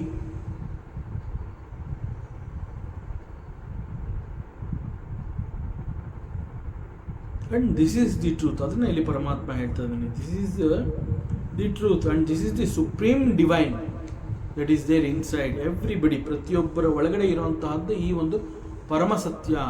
ಮನುಷ್ಯ ಅದನ್ನು ಮರ್ತಿದ್ದಾನೆ, ಅದನ್ನು ಪರಮಾತ್ಮ ಹೇಳ್ತಾ ಇದ್ದಾನೆ. ಸೊ ಇಲ್ಲಿ ಉದ್ಧವ ಹೇಳ್ತಾನೆ, ಪ್ರಶ್ನೆ ಮಾಡ್ತಾನೆ ಪರಮಾತ್ಮನನ್ನ. ತ್ವತ್ತಃ ಪರಾವೃತ್ತದೀಯ ಸ್ವಕೃತೈಹಿ ಕರ್ಮಭಿಃ ಪ್ರಭೋ ಉಚ್ಚವಚಾನ್ ಯಥಾ ದೇಹಾನ್ ಗೃಷ್ಣಂತಿ ವಿಸೃಜಂತಿ ಚ ತನ್ಮಾಕ್ಯಾಹಿ ಗೋವಿಂದ ದುರ್ವಿಭಾವ್ಯಂ ಅನಾತ್ಮಭಿಃ ನ ಹೇತತ್ ಪ್ರಾಯಶ್ಚೋ ಲೋಕೆ ವಿದ್ವಾಂಸ ಸಂತಿ ವಂಚಿತಾಃ. ಹೇ ಪ್ರಭು, ಹೇ ಭಗವಂತ, ಇಲ್ಲಿ ಉದ್ಧವನ ಪ್ರಶ್ನೆ. ಯಾವಾಗ ಪರಮಾತ್ಮ ಈ ರೀತಿ ಹೇಳ್ತಾ ಇದ್ದಾನೆ, ಸಂಪೂರ್ಣವಾಗಿ ಮನುಷ್ಯ ಒಂದು ಪರಮ ಸತ್ಯವನ್ನ ಮರೆತಿದ್ದಾನೆ ಅಂತಂದ್ರೆ ಭಗವಂತನನ್ನ ಮರೆತಿದ್ದಾನೆ ಅಂತ ಇಲ್ಲಿ ಪರಮಾತ್ಮ ಹೇಳ್ತಾ ಇರುವಂತಹದ್ದು. ಮನುಷ್ಯ ಸಂಪೂರ್ಣವಾಗಿ ಆ ಒಂದು ಪರಮ ಸತ್ಯವನ್ನ ಮರೆತು ಆ ಗುಣಗಳು ಹೇಗೆ ಇಂಟರ್ಯಾಕ್ಟ್ ಮಾಡ್ತಾ ಇದೆ, ಅದು ಹೇಗೆ ದೇಹವನ್ನು ಉಪಯೋಗಿಸ್ಕೋತಾ ಇದೆ, ಮನಸ್ಸಿನಲ್ಲಿ ಹೇಗೆ ಆಲೋಚನೆಗಳನ್ನು ಹುಟ್ಟು ಹಾಕ್ತಾ ಇದೆ, ಇದೆಲ್ಲ ಗುಣಗಳೇ ಮಾಡ್ತಾ ಇರುವಂತಹದ್ದು. When he seize N object in the world, ಅಲ್ಲಿ ಉಂಟಾಗುವಂತಹ ಬದಲಾವಣೆಗಳಿಗೆ ಕಾರಣ ಏನು ಅಂತಂದ್ರೆ ಅವನಲ್ಲಿದ್ದಂತಹ ಸ್ವಭಾವ. ಅವನಲ್ಲಿದ್ದಂತಹ ಸ್ವಭಾವ ಅಂತಂದ್ರೆ ಅವನಲ್ಲಿ ಯಾವ ಗುಣಗಳು ಪ್ರಧಾನವಾಗಿರುತ್ತೆ ಆ ಗುಣಗಳಿಗೆ ತಕ್ಕಂತೆ ಮನಸ್ಸು ಮತ್ತು ದೇಹ ಅವೆಲ್ಲ ಕೋಆಪರೇಟ್ ಮಾಡುತ್ತವೆ. ಸತ್ವಗುಣ ಆಗಿದ್ದ ಪಕ್ಷದಲ್ಲಿ ಆ ವೈನ್ ಬಾಟಲ್ನ ನೋಡಿದಾಗ ನನಗೆ ಬೇಡ ಅಂತ ಹೇಳುತ್ತೆ. ರಜೋಗುಣ ಪ್ರಧಾನವಾಗಿದ್ದ ಪಕ್ಷದಲ್ಲಿ ಆ ವೈನ್ ಬಾಟಲ್ ನೋಡಿದ ತಕ್ಷಣ either I can drink it on my own or I can sell it for a profit. ತಮೋಗುಣವೇ ಪ್ರಧಾನವಾಗಿದ್ದ ಪಕ್ಷದಲ್ಲಿ ಅದೇ ಜಾಗದಲ್ಲಿ ಬಿಟ್ಟರೆ ಇನ್ನು ನನಗೆ ಸಿಗೋದಿಲ್ಲ ಅಂತ ಹೇಳಿ ನೋಡಿದ ಕೂಡಲೇ ಕುಡಿಯೋದಕ್ಕೆ ಪ್ರಾರಂಭ ಮಾಡುತ್ತೆ. ಸೊ ಇಲ್ಲಿ ಮನುಷ್ಯ ಕುಡಿತಾ ಇದ್ದಾನ ಅಥವಾ ಮನುಷ್ಯನಲ್ಲಿ ಇದ್ದಂತಹ ಸ್ವಭಾವದ ಕಾರಣದಿಂದ ಅದು ಮನುಷ್ಯನ ಮೇಲೆ ಪ್ರಭಾವವನ್ನ ಪ್ರಚೋದನೆಯನ್ನ ಬೀಳೋ ಹಾಗೆ ಮಾಡಿ ದೇಹ ಮನಸ್ಸನ್ನ ತನ್ನ ಸ್ವಭಾವಕ್ಕೆ ತಕ್ಕಂತೆ ಬದಲಾಯಿಸಿ ದೇಹದಲ್ಲಿ ಆಗ್ತಾ ಇರುವಂತಹ ಬದಲಾವಣೆಗಳನ್ನು ಮನುಷ್ಯನ ಬದಲಾವಣೆ ಅನ್ನುವಂತೆ ತಿಳಿಯುವಂತಹ ಅನೇಕ ಪ್ರಯತ್ನಗಳನ್ನು ನಾವಿಲ್ಲಿ ನೋಡ್ತಾ ಇದ್ದೀವಿ. ಸೊ ಪರಮಾತ್ಮ ಹೇಳ್ತಾ ಇದ್ದಾನೆ, ದೀಸ್ ಹ್ಯೂಮನ್ ಬೀಯಿಂಗ್, ಇಲ್ಲಿ ಜೀವಾತ್ಮ ಅಂತ ಅನ್ನಿಸ್ಕೊಂಡಿರೋಂಥವನು ಸಂಪೂರ್ಣವಾಗಿ he has forgotten certain truths. So ದೇಹವನ್ನ ನಾನು ಅಂತ ನಂಬಿ ಅವನು ಬದುಕ್ತಾ ಇದ್ದಾನೆ. ಸೊ ಯಾವಾಗ ಪರಮಾತ್ಮ ಈ ವಿಚಾರವನ್ನು ಹೇಳಿದಾನೆ, ಈಗ ಉದ್ಧವನ ಮನಸ್ಸಿನಲ್ಲಿ ಒಂದು ಪ್ರಶ್ನೆ ಬಂದಿದೆ. ಮನುಷ್ಯ ಭಗವಂತನನ್ನ ಮರೆತಿದ್ದಾನೆ. ಭಗವಂತನನ್ನ ಮರೆತು ಬಹಳ ದೂರಕ್ಕೆ ಬಂದು ಗುಣಗಳು ಹೇಗೆ ಕುಣಿಸುತ್ತೆ ಆ ರೀತಿ ಕುಣಿತಾ ಇದ್ದಾನೆ. ಮತ್ತೆ ಅವನು ಭಗವಂತನನ್ನು ಹೋಗಿ ಸೇರೋದು ಹೇಗೆ ಅಂತಂದ್ರೆ, ಮತ್ತೆ ಅವನು ಸರಿ ಹೋಗೋದು ಹೇಗೆ, ಅವನ ಮುಂದಿನ ಗತಿ ಏನು? ಇದು ಉದ್ಧವನಲ್ಲಿ ಮೂಡಿರುವಂತಹ ಪ್ರಶ್ನೆ. ಹೇ ಪ್ರಭು, ಹೇ ಭಗವಂತ, ನಿನ್ನಿಂದ ವಿಮುಖರಾದಂತಹ ಜೀವಿಗಳು ತಾವು ಮಾಡಿದಂತಹ ಪಾಪಕರ್ಮ ಅಥವಾ ಪುಣ್ಯಕರ್ಮ ಅಂತಂದ್ರೆ ಅವ್ರು ಯಾವ ರೀತಿಯ ಕರ್ಮಗಳನ್ನು ಮಾಡಿರ್ತಾರೆ, ಆಕ್ಷನ್ಸ್ ಅಂತ ನಾವೇನು ಹೇಳ್ತೀವಿ, ಅದು ಒಂದು ವೇಳೆ ಅದು ಪಾಪದ ಕರ್ಮವಾಗಿದ್ರೆ ಪಾಪದ ಫಲ ಬಂದಿರುತ್ತೆ, ಪುಣ್ಯದ ಕರ್ಮವಾಗಿದ್ರೆ ಪುಣ್ಯದ ಫಲ ಬಂದಿರುತ್ತೆ.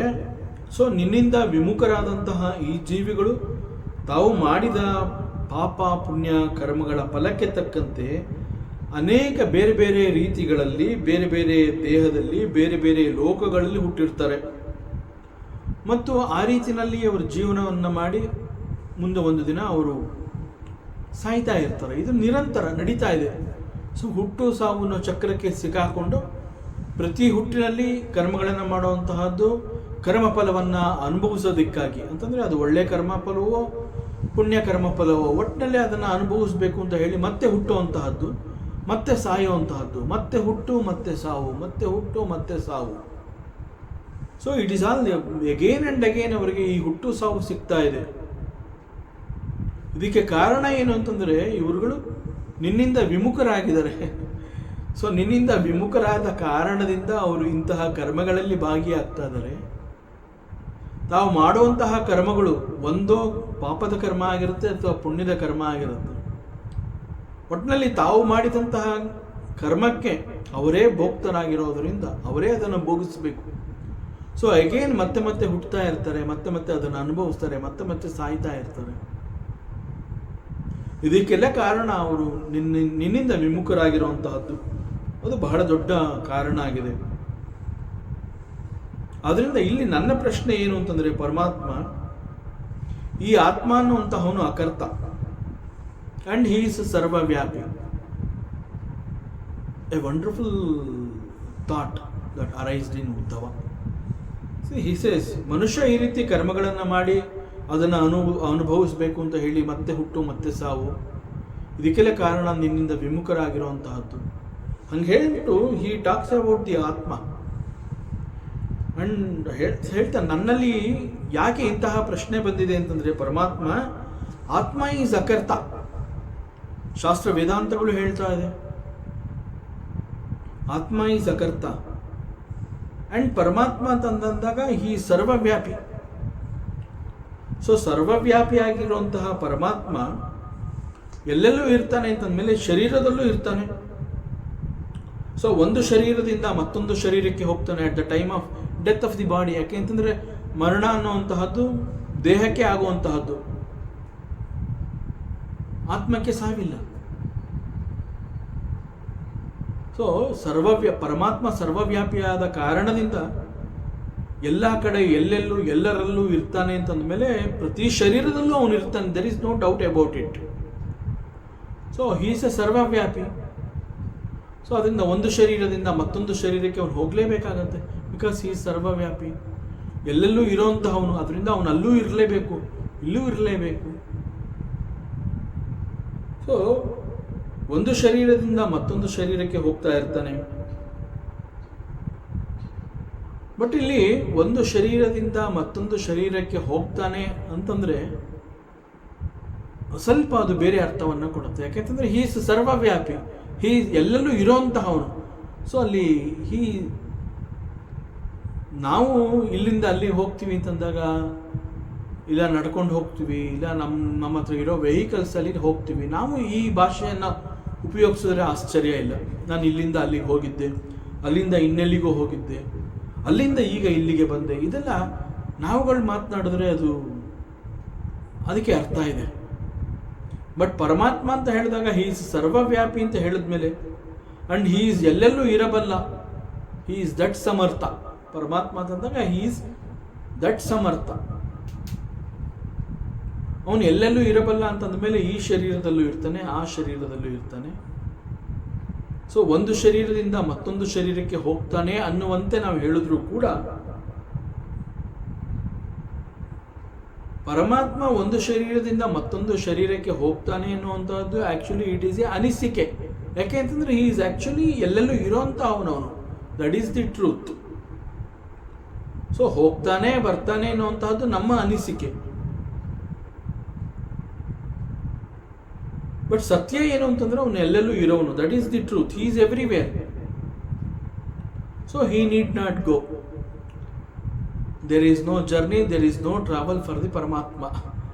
It is always the journey and travel ಅಂತ ಹೇಳಿದಾಗ it is only for the jiva, not for the atma. So ಅದರಿಂದ ಪರಮಾತ್ಮ ಒಂದು ಶರೀರದಿಂದ ಮತ್ತೊಂದು ಶರೀರಕ್ಕೆ ಹೋಗ್ತಾನೆ ಅನ್ನುವಂತಹದ್ದನ್ನ ಉಲ್ಲೇಖ ಮಾಡುವಂತಹದ್ದು, ಹೇಳುವಂತಹದ್ದು ಕೇವಲ ನಮ್ಮ ಅನಿಸಿಕೆ. ಬಟ್ ಇನ್ ರಿಯಾಲಿಟಿ ಪರಮಾತ್ಮ will not travel like this, because he is everywhere. So ಆತ್ಮ ಈಸ್ ನಿತ್ಯ ವಸ್ತು. ಒನ್ಸ್ ಅಗೇನ್ ಅನದರ್ ಗುಣ ಆಫ್ ದಿ ಆತ್ಮ ಏನು ಅಂತಂದ್ರೆ, ಆತ್ಮ ಈಸ್ ನಿತ್ಯ ವಸ್ತು, is eternal. So since he is eternal, he is everywhere, he is there in every beings. So he is in every beings ಅಂತ ಹೇಳಿದ್ಮೇಲೆ ಈ ಜೀವಿಗಳು ಹುಟ್ಟುತ್ತಾರೆ, ಜೀವಿಗಳು ಸಾಯ್ತಾರೆ. ಸೊ ಇಲ್ಲಿ ಜೀವಿಗಳು ಬೀಯಿಂಗ್ಸ್, ಅವರಿಗೆ ಒಂದು ಜನ್ಮ ಅನ್ನುವಂತಹದ್ದಿದೆ, ಹುಟ್ಟು ಇದೆ, ಹುಟ್ಟಿದ ನಂತರದಲ್ಲಿ ಅವರಿಗೆ ಮರಣ ಅನ್ನುವಂತಹದ್ದು ಇದೆ. ಸೊ ಈ ಹುಟ್ಟು ಸಾವು ಅನ್ನುವಂತಹದ್ದು ಜೀವಿಗಳಲ್ಲಿ ನಾವು ನೋಡ್ತೀವಿ. ಸೊ ಜೀವಿಗಳಲ್ಲಿ ನೋಡ್ತಾ ಇರುವಂತಹ ಈ ಹುಟ್ಟು ಸಾವು ಮತ್ತು ಈ ಆತ್ಮ ಅನ್ನುವಂತಹದ್ದು ಎಲ್ಲೆಲ್ಲೂ ಇರೋನು ಅಂತಂದಾಗ, ಒಂದು ರೀತಿಯಲ್ಲಿ ಆತ್ಮ ಅನ್ನುವಂತಹದ್ದು ನಿತ್ಯ ವಸ್ತುವೇ ಆಗಿದ್ದರೂ ಕೂಡ ಈ ನಿತ್ಯ ವಸ್ತುವಿಗೂ ಕೂಡ ಜನ್ಮ ಅನ್ನುವಂತಹದ್ದು ಮತ್ತು ಮರಣ ಅನ್ನುವಂತಹದ್ದು ಇಂತಹ ಪ್ರಶ್ನೆಗಳನ್ನು ಹೇಗೆ ಅರ್ಥ ಮಾಡ್ಕೋಬಹುದು? How is it possible? So ಇದು ಉದ್ಧವನ ಪ್ರಶ್ನೆ. ಹೇ ಗೋವಿಂದ, ಹೇ ಪರಮಾತ್ಮ, ಆತ್ಮಜ್ಞಾನ ಹೊಂದಿಲ್ಲದವರು ಈ ರೀತಿ ಉನ್ನತ ಮಟ್ಟದಲ್ಲಿ ಅವರು ಯೋಚನೆ ಮಾಡೋದಿಲ್ಲ. ಇಂತಹ ಪ್ರಶ್ನೆಗಳನ್ನೇ ಅವರು ತಮ್ಮ ಹತ್ರ ತಗೊಳ್ಳೋದಿಲ್ಲ. ಇನ್ನು ಆತ್ಮಜ್ಞಾನವನ್ನು ಪಡೆದಂತಹ ವಿದ್ವಾಂಸರು ಮತ್ತು ಈ ವಿಷಯವನ್ನು ತಿಳ್ಕೊಂಡಿರುವಂತಹ ಪಂಡಿತರು ಬಹುಶಃ ನನ್ನ ಪ್ರಕಾರ ಈ ಪ್ರಪಂಚದಲ್ಲಿ ಅವರು ಇರೋದಕ್ಕೆ ಸಾಧ್ಯವೇ ಇಲ್ಲ. ಈ ಪ್ರಪಂಚದಲ್ಲಿ ಯಾರು ಇಲ್ಲಿ ಇದ್ದಾರೆ ಅಂತಂದರೆ ಸ್ವಲ್ಪ ಮಟ್ಟಿಗೆ ಜ್ಞಾನವನ್ನು ಸಂಪಾದನೆ ಮಾಡಿರ್ತಾರೆ, ಅದು ಒಪ್ಕೊಳ್ಳುವಂತಹ ವಿಚಾರ. ಅಷ್ಟು ಬಿಟ್ಟರೆ ನಿನ್ನ ಮಾಯೆಯಿಂದ ಅವರು ತಪ್ಪಿಸ್ಕೊಂಡಿದ್ದಾರೆ ಅನ್ನುವಂತಹದ್ದು ನಂಬೋದಕ್ಕೆ ಸಾಧ್ಯ ಇಲ್ಲ. ಬಟ್ ಯಾರು ನಿನ್ನ ಮಾಯೆಯಿಂದ ತಪ್ಪಿಸ್ಕೊಂಡಿರ್ತಾರೆ ಅಂತಹವರು ಈ ಆತ್ಮವಿಚಾರವನ್ನು ಕುರಿತು ಯೋಚನೆ ಮಾಡಬಹುದು. It is possible for them. But ನಿನ್ನ ಮಾಯೆಯಿಂದ ಯಾರಿಗೂ ತಪ್ಪಿಸ್ಕೊಳ್ಳೋದಕ್ಕೆ ಸಾಧ್ಯ ಇಲ್ಲ. ಯಾಕೆಂದ್ರೆ ನೀನೇ ಹೇಳ್ತೀಯ, ನನ್ನ ಮಾಯೆ ಎನ್ನುವಂತಹದ್ದು ಬಹಳ ಕಷ್ಟ, ಅದು ಕಠಿಣ, ಅದು you cannot escape from my maya ಅಂತ ನೀನೇ ಹೇಳ್ತೀಯ. ಅಂಡ್ ಸ್ಟಿಲ್ ನನ್ನಲ್ಲಿ ನೀನು ಶರಣಾದರೆ ಮಾತ್ರ there is a chance for you. So Paramatma ನೀನೇ ಈ ರೀತಿ ಹೇಳ್ತೀಯ, ಯಾರಿಗೂ ಕೂಡ ನಿನ್ನ ಮಾಯೆಯಿಂದ ತಪ್ಪಿಸ್ಕೊಳ್ಳೋದಕ್ಕೆ ಸಾಧ್ಯ ಇಲ್ಲ. ಸೊ ಈಗಿರುವ ಎಲ್ಲರೂ ಕೂಡ ನಿನ್ನ ಈ ಮಾಯೆಗೆ ಸಿಕ್ಕಿ ಭ್ರಾಂತಿಯಲ್ಲಿದ್ದಾರೆ. ಅವರಿಗೆ ಸತ್ಯ ಅನ್ನುವಂತಹದ್ದು ಗೊತ್ತಾಗ್ತಾ ಇಲ್ಲ. Because they are in trapped by Maya. So they do not know what is real and what is unreal. ಆದ್ದರಿಂದ ಬೇರೆ ಯಾರಿಗೂ ಹೇಳಕ್ಕೆ ಆಗದೇ ಇರೋದ್ರಿಂದ ಈ ಒಂದು ಪರಮ ರಹಸ್ಯವನ್ನು ಪರಮಾತ್ಮ ಕೇವಲ ನೀನು ಮಾತ್ರ ನನಗೆ ಹೇಳಬಹುದು. It is only possible for you. So ಇನ್ಯಾರಿಗೂ ಆಗೋದಿಲ್ಲ. ಯಾಕೆಂತಂದರೆ ಪ್ರತಿಯೊಬ್ಬರೂ ಕೂಡ ನಿನ್ನ ಮಾಯೆಗೆ ಸಿಕ್ಕಾಕೊಂಡಿರೋದ್ರಿಂದ ಅವರೆಲ್ಲರೂ ಕೂಡ ಒಂದು ರೀತಿಯ ಭ್ರಾಂತಿಯಲ್ಲಿ ಇದ್ದಾರೆ, ಭ್ರಮೆ.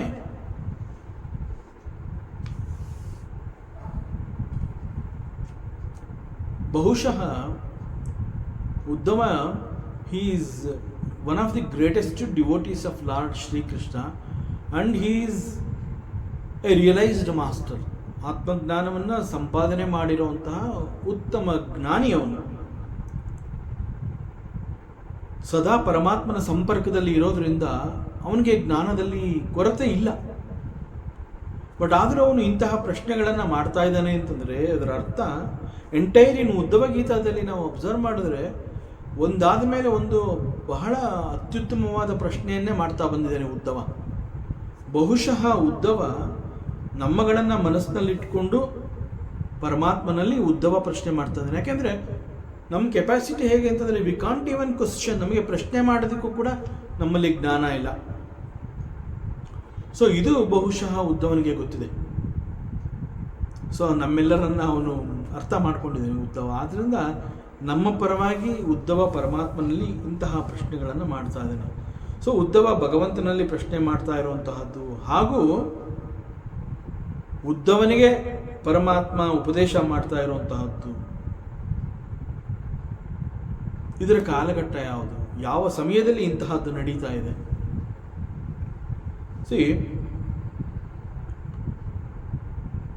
ಪರಮಾತ್ಮ Shrikrishna now he is in a forest. ಅರಣ್ಯದ ಒಂದು ಭಾಗದಲ್ಲಿದ್ದಾನೆ. ಅರಣ್ಯದ ಒಂದು ಭಾಗದಲ್ಲಿ ಅವನು ಒಂದು ಮರದ ಕೆಳಗಡೆ ಕೂತ್ಕೊಂಡಿದ್ದಾನೆ. ಸೊ ನಾವೇನು ರಿಲ್ಯಾಕ್ಸ್ ಅಂತ ನಾವು ಹೇಳ್ತೀವಲ್ಲ, ಆ ರೀತಿಯಲ್ಲಿ ಪರಮಾತ್ಮ ವಿಶ್ರಾಂತಿ ಪಡಿತಾ ಇದ್ದಾನೆ. ಪರಮಾತ್ಮ ಮರದ ಕೆಳಗಡೆ ಕುಳಿತಿರುವ ಭಂಗಿ, ಅವನು ವಿಶ್ರಾಂತಿಯನ್ನು ಪಡಿತಾ ಇರೋದ್ರಿಂದ ಅವನು ಕುಳಿತಿರುವಂತಹ ಭಂಗಿ ಯಾವ ರೀತಿ ಇದೆ ಅಂತಂದರೆ, ದೂರದಲ್ಲಿ ದೇರ್ ಇಸ್ ಎ ಹಂಟರ್, ಬಹಳ ದೂರದಲ್ಲಿ ಒಬ್ಬ ಬೇಟೆಗಾರ ಇದ್ದಾನೆ. ಸೊ ದೂರದಿಂದ ನೋಡಿದಾಗ ಪರಮಾತ್ಮ ಶ್ರೀಕೃಷ್ಣನ ಪಾದದ ಬೆರಳು ಅದು ಯಾವುದೋ ಒಂದು ಪಕ್ಷಿಯಂತೆ ಆ ಬೇಟೆಗಾರನಿಗೆ ಕಂಡಿದೆ. ಸೊ ಯಾವುದೋ ಪಕ್ಷಿ, ಯಾವುದೋ ಪ್ರಾಣಿ, ಜಿಂಕೆನೋ ಹಕ್ಕಿನೋ ಯಾವುದೋ ಒಂದು ದೂರದಲ್ಲಿದೆ. ಪರಮಾತ್ಮನ ಪಾದ ಆ ರೀತಿಯ ಒಂದು ರೂಪವನ್ನು ಅವನ ಕಣ್ಣಿಗೆ ಕಾಣೋ ಹಾಗೆ ಮಾಡಿದೆ. ಸೊ ಆ ಬೇಟೆಗಾರ ಇದನ್ನು ನೋಡ್ತಾನೆ, ಕೃಷ್ಣನ ಪಾದ ಅವನಿಗೆ ಈ ರೀತಿ ಕಂಡಿದೆ. ಸೊ ಅವನಿಗೆ ಬಹಳ ಸಂತೋಷ ಆಗುತ್ತೆ, ಓಹೋ ಈ ದಿನ ನನಗೆ ಒಂದು ಒಳ್ಳೆ ಬೇಟೆ ಸಿಗತ್ತೆ ಅಂತ ಹೇಳಿ ಅವನು ಏನು ಮಾಡ್ತಾನೆ, ಒಂದು ಬಾಣವನ್ನು ಬಿಡ್ತಾನೆ. ಬಟ್ ಬಾಣ ಬಿಟ್ಟ ಮೇಲೆ ಗೊತ್ತಾಗುತ್ತೆ it is not A bird, ಅದು ಪರಮಾತ್ಮನ ಕಾಲ ಬೆರಳು. ಅಂಡ್ ಅಗೇನ್ ಈ ರೀತಿ ನಡೆದಿರುವಂತಹದ್ದು, ಪರಮಾತ್ಮ ಅಲ್ಲಿ ವಿಶ್ರಾಂತಿಯನ್ನು ಪಡಿತಾ ಅಲ್ಲಿ ಕುಳಿತಿರುವಂತಹ ಈ ಸಂದರ್ಭದಲ್ಲಿ ಬೇಟೆಗಾರ ಬಾಣವನ್ನು ಬಿಟ್ಟಿರುವಂತಹದ್ದು ಮತ್ತು ಅವನು ಶ್ರೀಕೃಷ್ಣ ಪರಮಾತ್ಮನ ಪಾದದ ಬೆರಳುಗಳನ್ನು ಯಾವುದೋ ಒಂದು ಹಕ್ಕಿ, ಯಾವುದೋ ಒಂದು ಪಕ್ಷಿ ಅನ್ನುವಂತೆ ಅವನು ಕಂಡಿದ್ದು ಮತ್ತು ಅವನ ಬೆರಳಿಗೆ, ಪರಮಾತ್ಮನ ಪಾದದ ಬೆರಳಿಗೆ ಆ ಬಾಣ ಬಂದು ತಗಲಿದ್ದು. See everything is a drama, it's all leela. Again leela of the Paramatma. ಈ ಒಂದು ಲೀಲೆ ಯಾಕೆ ಬೇಕಿತ್ತು? ಅಗೇನ್ ಇಲ್ಲಿ ಇದು ಸಮಯ ಯಾವ ಥರ ಇದೆ ಅಂತಂದರೆ, ಈಗ ಪರಮಾತ್ಮ ತನ್ನ ಅವತಾರವನ್ನು ಮುಗಿಸುವಂತಹ ಒಂದು ಸಂದರ್ಭ, ತನ್ನ ಅವತಾರವನ್ನು ಅವನು ಮುಗಿಸ್ಬೇಕಾಗಿದೆ. ಯಾಕೆಂತಂದರೆ ಅವನು ಕೆಲವು ಉದ್ದೇಶಗಳನ್ನು ಇಟ್ಕೊಂಡು ಅವತಾರವನ್ನು ತಗೊಂಡಿದ್ದ ಪರಮಾತ್ಮ. ಸೊ ಅಂತಹ ಎಲ್ಲ ಉದ್ದೇಶಗಳು ಕೂಡ ಮುಗಿದಿದೆ.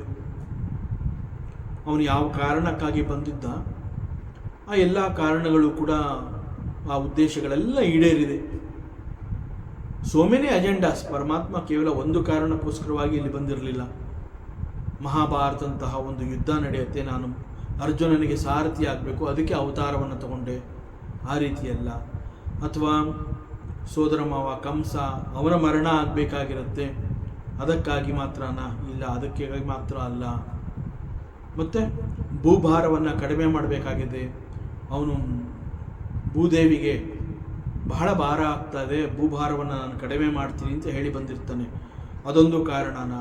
ಅದೊಂದೇ ಅಲ್ಲ. ಧರ್ಮ ಸಂಸ್ಥಾಪನೆ ಅದೊಂದು ಮಾತ್ರ ಅಲ್ಲ, ಅನೇಕ ಉದ್ದೇಶಗಳನ್ನು ಇಟ್ಕೊಂಡು ಪರಮಾತ್ಮ ಅವತಾರವನ್ನು ತಾಳಿ ಇಲ್ಲಿಗೆ ಬಂದಿರ್ತಾನೆ. ಸೊ ಯಾವೆಲ್ಲ ಉದ್ದೇಶಗಳನ್ನು ಅವನು ಇಟ್ಕೊಂಡು ಬಂದಿದ್ದಾನೆ ಪರಮಾತ್ಮ, ಅವೆಲ್ಲವನ್ನು ಮಾಡಿ ಮುಗಿಸಿದಾನೀಗ. ಸೊ ಬೇರೆ ಎಲ್ಲ ದೇವತೆಗಳು ಕೂಡ ಬಂದು ಪರಮಾತ್ಮನಲ್ಲಿ ಪ್ರಾರ್ಥನೆಯನ್ನು ಮಾಡಿದ್ದಾರೆ, ಹೇ ಪರಮಾತ್ಮ, ನೀನು ವೈಕುಂಠಕ್ಕೆ ವಾಪಸ್ ಬಂದ್ಬಿಡು, ನಿನ್ನ ಅವತಾರ ಸಾಕು, ಇಲ್ಲಿ ನೀನು ಮಾಡಬೇಕಾಗಿರೋವಂಥದ್ದೆಲ್ಲ ಮಾಡಿ ಮುಗಿದಿದೆ, ಇನ್ನು ನೀನು ಅಲ್ಲಿಗೆ ಬಾ, ವೈಕುಂಠಕ್ಕೆ ಬಾ, ನೀನು ವೈಕುಂಠಕ್ಕೆ ಬರಬೇಕು, ನೀನು ಇಲ್ಲಿ ಕೂಡುದು. ಸೊ ಎಲ್ಲ ದೇವತೆಗಳು ಕೂಡ ಪ್ರಾರ್ಥನೆ ಮಾಡಿದ್ದಾರೆ.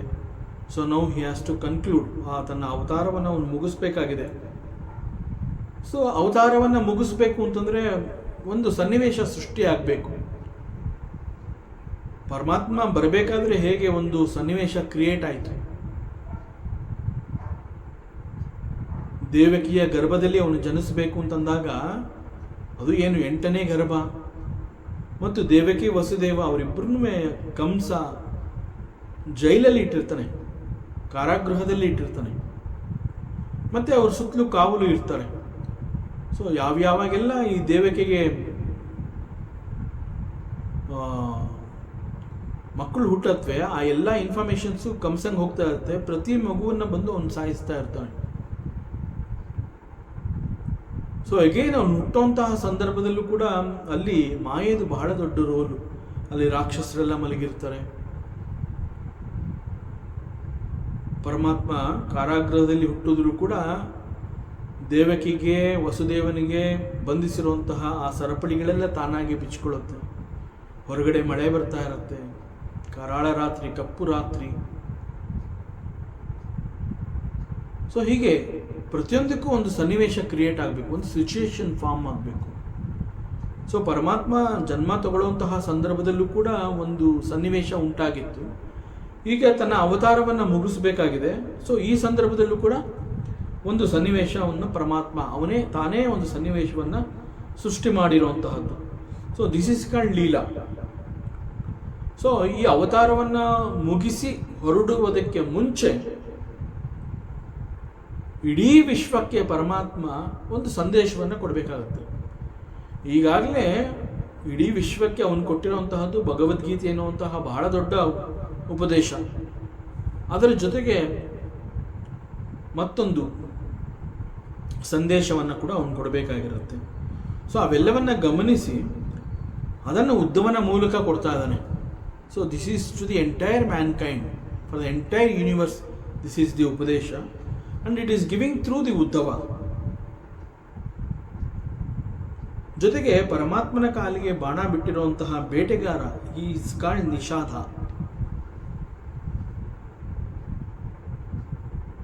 ಅಂಡ್ ಈ ಒಂದು ಸಂದರ್ಭದಲ್ಲಿ ಇಂತಹ ಘಟನೆ ನಡೀತಾ ಇರುವಂತಹ ಈ ಸಮಯದಲ್ಲಿ ಈಗಾಗಲೇ ಪರಮಾತ್ಮನ ನಾರಾಯಣಿ ಸೈನ್ಯ ಅನ್ನುವಂಥದ್ದು ಸಂಪೂರ್ಣವಾಗಿ ಅವರವರಲ್ಲಿಯೇ ಹೊಡೆದಾಡಿಕೊಂಡು ಪ್ರತಿಯೊಬ್ಬರೂ ಕೂಡ ಮರಣವನ್ನು ಹೊಂದಿದ್ದಾರೆ.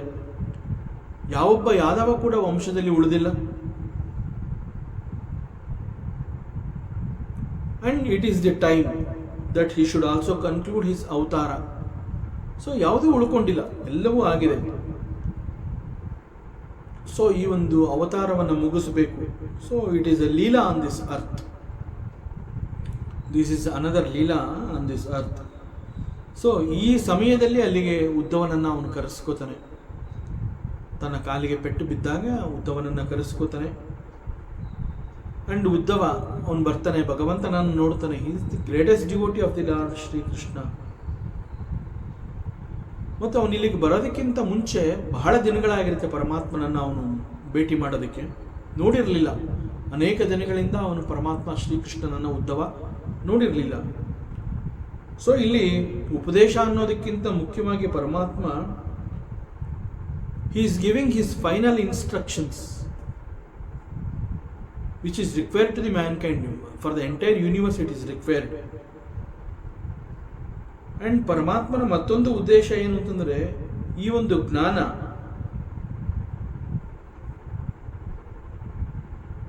ಪ್ರತಿಯೊಬ್ಬರಿಗೂ ಬೇಕು. ಅದೇ ರೀತಿ even it is required to Vidura also. So Vidura is there. ಇಲ್ಲಿ ವಿದುರನಿಗೂ ಕೂಡ ಇದನ್ನು ಕೊಡಬೇಕು ಅಂತಂದರೆ ವಿದುರನ್ನ ಕರೆಸ್ಕೊಳ್ಳೋ ಅಷ್ಟು ಸಮಯ ಪರಮಾತ್ಮನಿಗೆ ಇಲ್ಲ. ಸೊ ಇಲ್ಲಿ ಏನು ಮಾಡ್ತಾನೆ ಅಂತಂದರೆ ಉದ್ಧವನಿಗೆ ಹೇಳ್ತಾನೆ, so you share this knowledge even to Vidura also.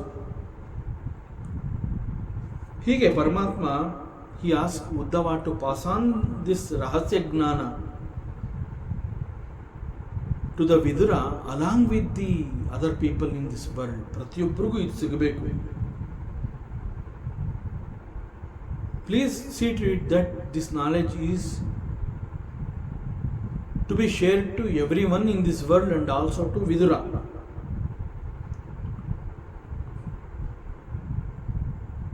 Just like Vidura is a devotee of Lord Shri Krishna, even Uddhava ಯಾವ ರೀತಿ ಪರಮಾತ್ಮನಿಗೆ ಪರಮ ಭಕ್ತನಾಗಿರ್ತಾನೆ, even Vidura is also one of the greatest devotee of Lord Shri Krishna. With all these things, the 11th canto of the Bhagavata is called Moksha Skanda. ಇಲ್ಲಿ ಮೋಕ್ಷಕ್ಕೆ ಬೇಕಾಗಿರುವಂತಹ ಜ್ಞಾನವನ್ನು ನೇರವಾಗಿ ಪರಮಾತ್ಮನೇ ತಿಳಿಸ್ತಾ ಇರುವಂತಹದ್ದು. So that is the beauty of this 11th canto of Srimad Bhagavata. So this 11th canto of the Bhagavata is on liberation. So 11ನೇ ಸ್ಕಂದದಲ್ಲಿ ಬರುವಂತಹ ಪ್ರತಿಯೊಂದು ಅಧ್ಯಾಯವೂ ಕೂಡ, ನಾವು ಯಾವುದೇ ಅಧ್ಯಾಯವನ್ನು ನೋಡಿದ್ರೂ ಕೂಡ ಅಲ್ಲಿ ಒಂದು ವಿಶೇಷವಾದ ಜ್ಞಾನ ಇದೆ. ಸೊ ಆ ಎಲ್ಲ ಜ್ಞಾನ, ಪ್ರತಿಯೊಂದು ಅಧ್ಯಾಯ ಕೂಡ, ಈ 11ನೇ ಸ್ಕಂದದಲ್ಲಿ ಬರುವಂತಹ ಪ್ರತಿಯೊಂದು ಅಧ್ಯಾಯ, ಪ್ರತಿಯೊಂದು ಜ್ಞಾನ ಕೂಡ ಮೋಕ್ಷಕ್ಕೆ ಬೇಕಾಗಿರುವಂತಹ ಜ್ಞಾನವನ್ನು ಕುರಿತು ಮಾತನಾಡಿರುವಂತಹದ್ದು.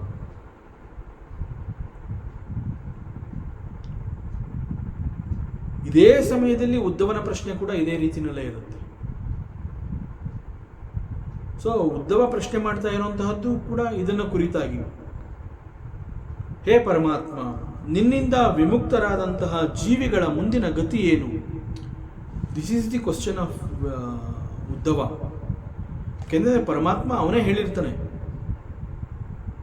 ಜೀವಿಗಳು ಒಂದು ಬಹಳ ದೊಡ್ಡ ಸತ್ಯವನ್ನು ಮರೆತಿದ್ದಾರೆ, ಅವರೆಲ್ಲರ ಮುಂದಿನ ಗತಿ ಏನು ಅನ್ನುವಂತಹದ್ದನ್ನು ಇಲ್ಲಿ ಉದ್ಧವ ಕೇಳ್ತಾನೆ. ಯಾಕೆ ಅಂತಂದರೆ ಅವರೆಲ್ಲರ ದೇಹ, ಮನಸ್ಸು, ಬುದ್ಧಿ ಇದ್ಯಾವುದು ನಿನ್ನೊಂದಿಗೆ ಇಲ್ಲ. See, Paramatma is there in every beings, he is everywhere, ಪ್ರತಿಯೊಬ್ಬರಲ್ಲೂ ಅಂತರ್ಯಾಮಿ, he is Paramatma. But it is so unfortunate, Paramatma ಎಲ್ಲರಲ್ಲೂ ಇದ್ದರೂ ಕೂಡ ಇಟ್ ಈಸ್ ಸೋ ಅನ್ಫಾರ್ಚುನೇಟ್, ಪ್ರತಿಯೊಬ್ಬರ ದೇಹ, ಮನಸ್ಸು, ಬುದ್ಧಿ ಅನ್ನುವಂತಹದ್ದು ಪರಮಾತ್ಮನೊಂದಿಗೆ ಇಲ್ಲ. They are all elsewhere, somewhere else in this world other than divine. ಗುಣಗಳೊಂದಿಗೆ ಇದ್ದಾರೆ, ಇಂದ್ರಿಯಗಳೊಂದಿಗೆ ಇದ್ದಾರೆ, ಮತ್ತು ಅವರೆಲ್ಲರನ್ನ ಮತ್ತೆ ನಿನ್ನ ಬಳಿಗೆ ಕರೆತರುವಂತಹ ದಾರಿ ಯಾವುದು? So how can they come back?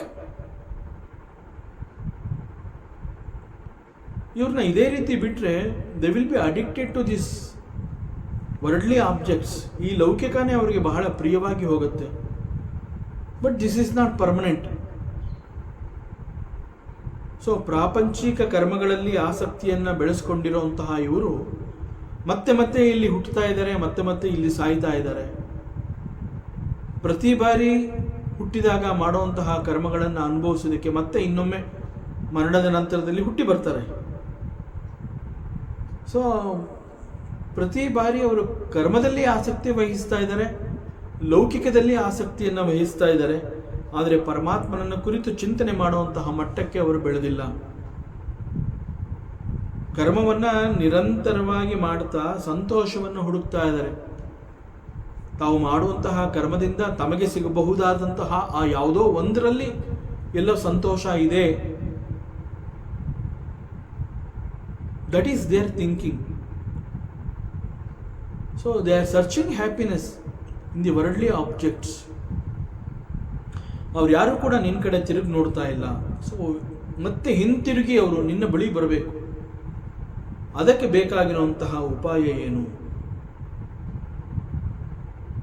ಜೊತೆಗೆ ಇಲ್ಲಿ ಉದ್ಧವ ಹೇಳ್ತಾನೆ, ಪರಮಾತ್ಮ ಅಂತಂದ್ರೆ ಹಿ is called the ಅಕರ್ತ.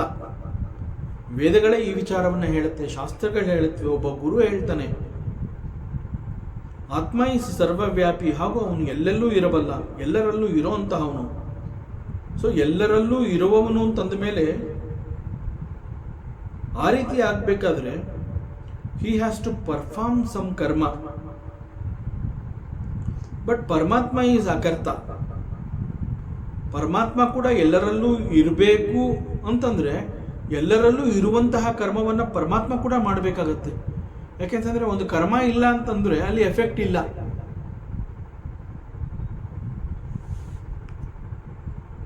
There cannot be an effect without a cause. ಕರ್ಮ ಥಿಯರಿಯ ಒಂದು ನಿಯಮ ಇದು. There cannot be an effect without a cause. So Paramatma ಎಲ್ಲೂ ಇರಬೇಕು ಅನ್ನುವಂತಹದ್ದು ಒಂದು ಕಾಸ್ ಅಂತಂದ್ರೆ, ಅದು ಒಂದು ಪರಿಣಾಮ ಅನ್ನುವಂತಹದ್ದಾದರೆ ಅದಕ್ಕೆ ಕಾಸ್ ಏನು? ಪರಮಾತ್ಮ ಯಾವ ರೀತಿಯಾದ ಕರ್ಮವನ್ನು ಮಾಡಬೇಕಾಗುತ್ತೆ. ಬಟ್ ಇಲ್ಲಿ ಪರಮಾತ್ಮ ಕರ್ಮ ಮಾಡೋದಿಲ್ಲ. He is called the akarta. ವೇದಗಳು ಹೇಳುತ್ತವೆ, ವೇದಾಂತಗಳು ಹೇಳುತ್ತವೆ, ಉಪನಿಷತ್ ಹೇಳುತ್ತೆ. ಸೊ ಇದೆಲ್ಲ it's all because your leele. It's all happening because of your leele. ಆದ್ದರಿಂದ ನಿನ್ನ ಲೀಲೆಯನ್ನು ನನಗೆ ತಿಳಿಸ್ಕೊಡು. People have forgotten the Paramatma and who is actually there in the heart of every being. It is very unfortunate people have forgotten. This is the only reason Maya takes its role on us. ಮಾಯೆಗೆ ಮನುಷ್ಯ ಯಾಕೆ ಸಿಕ್ಕಿ ಬೀಳ್ತಾನೆ ಅಂತಂದರೆ, because he has forgotten the truth, he has forgotten the ಪರಮಾತ್ಮ. ಹೇ ಗೋವಿಂದ, ದಯಮಾಡಿ please guide us properly. So ಹೇಗೆ ನಾವು ಇದರಿಂದ ತಪ್ಪಿಸ್ಕೋಬಹುದು, ಮಾಯೆಯಿಂದ ಹೇಗೆ ತಪ್ಪಿಸ್ಕೋಬಹುದು ಮತ್ತು ನಿನ್ನನ್ನು ಹೇಗೆ ಸೇರಬಹುದು? ಸೊ ಇದನ್ನು, ಈ ಒಂದು ಸತ್ಯವನ್ನು ತಿಳಿಸು. ಇದು ಉದ್ಧವನ ಪ್ರಶ್ನೆ. ಮತ್ತಷ್ಟು ವಿಚಾರಗಳಿದೆ, ಮುಂದಿನ ಅವಕಾಶದಲ್ಲಿ ಮತ್ತೆ ಮುಂದುವರಿಸೋಣ. ಓಂ ಪೂರ್ಣಮದಃ ಪೂರ್ಣಮಿದಂ ಪೂರ್ಣಾತ್ ಪೂರ್ಣಮುದಚ್ಯತೆ ಪೂರ್ಣಸ್ಯ ಪೂರ್ಣಮಾದಾಯ ಪೂರ್ಣಮೇವಾವಶಿಷ್ಯತೆ. ಓಂ ಶಾಂತಿ ಶಾಂತಿ ಶಾಂತಿ. ಹರಿ ಓಂ. ಶ್ರೀ ಗುರುಭ್ಯೋ ನಮಃ. ಹರಿ ಓಂ. ಈ ದಿನದ ಪ್ರವಚನ ಸೇವೆಯನ್ನು ಪರಮಾತ್ಮ ಶ್ರೀಕೃಷ್ಣನ ಪಾದಚರಣಗಳಲ್ಲಿ ಅತ್ಯಂತ ಭಕ್ತಿಯಿಂದ ಶ್ರದ್ಧೆಯಿಂದ ಅರ್ಪಿಸೋಣ. ಶ್ರೀಕೃಷ್ಣಾರ್ಪಣಮಸ್ತು.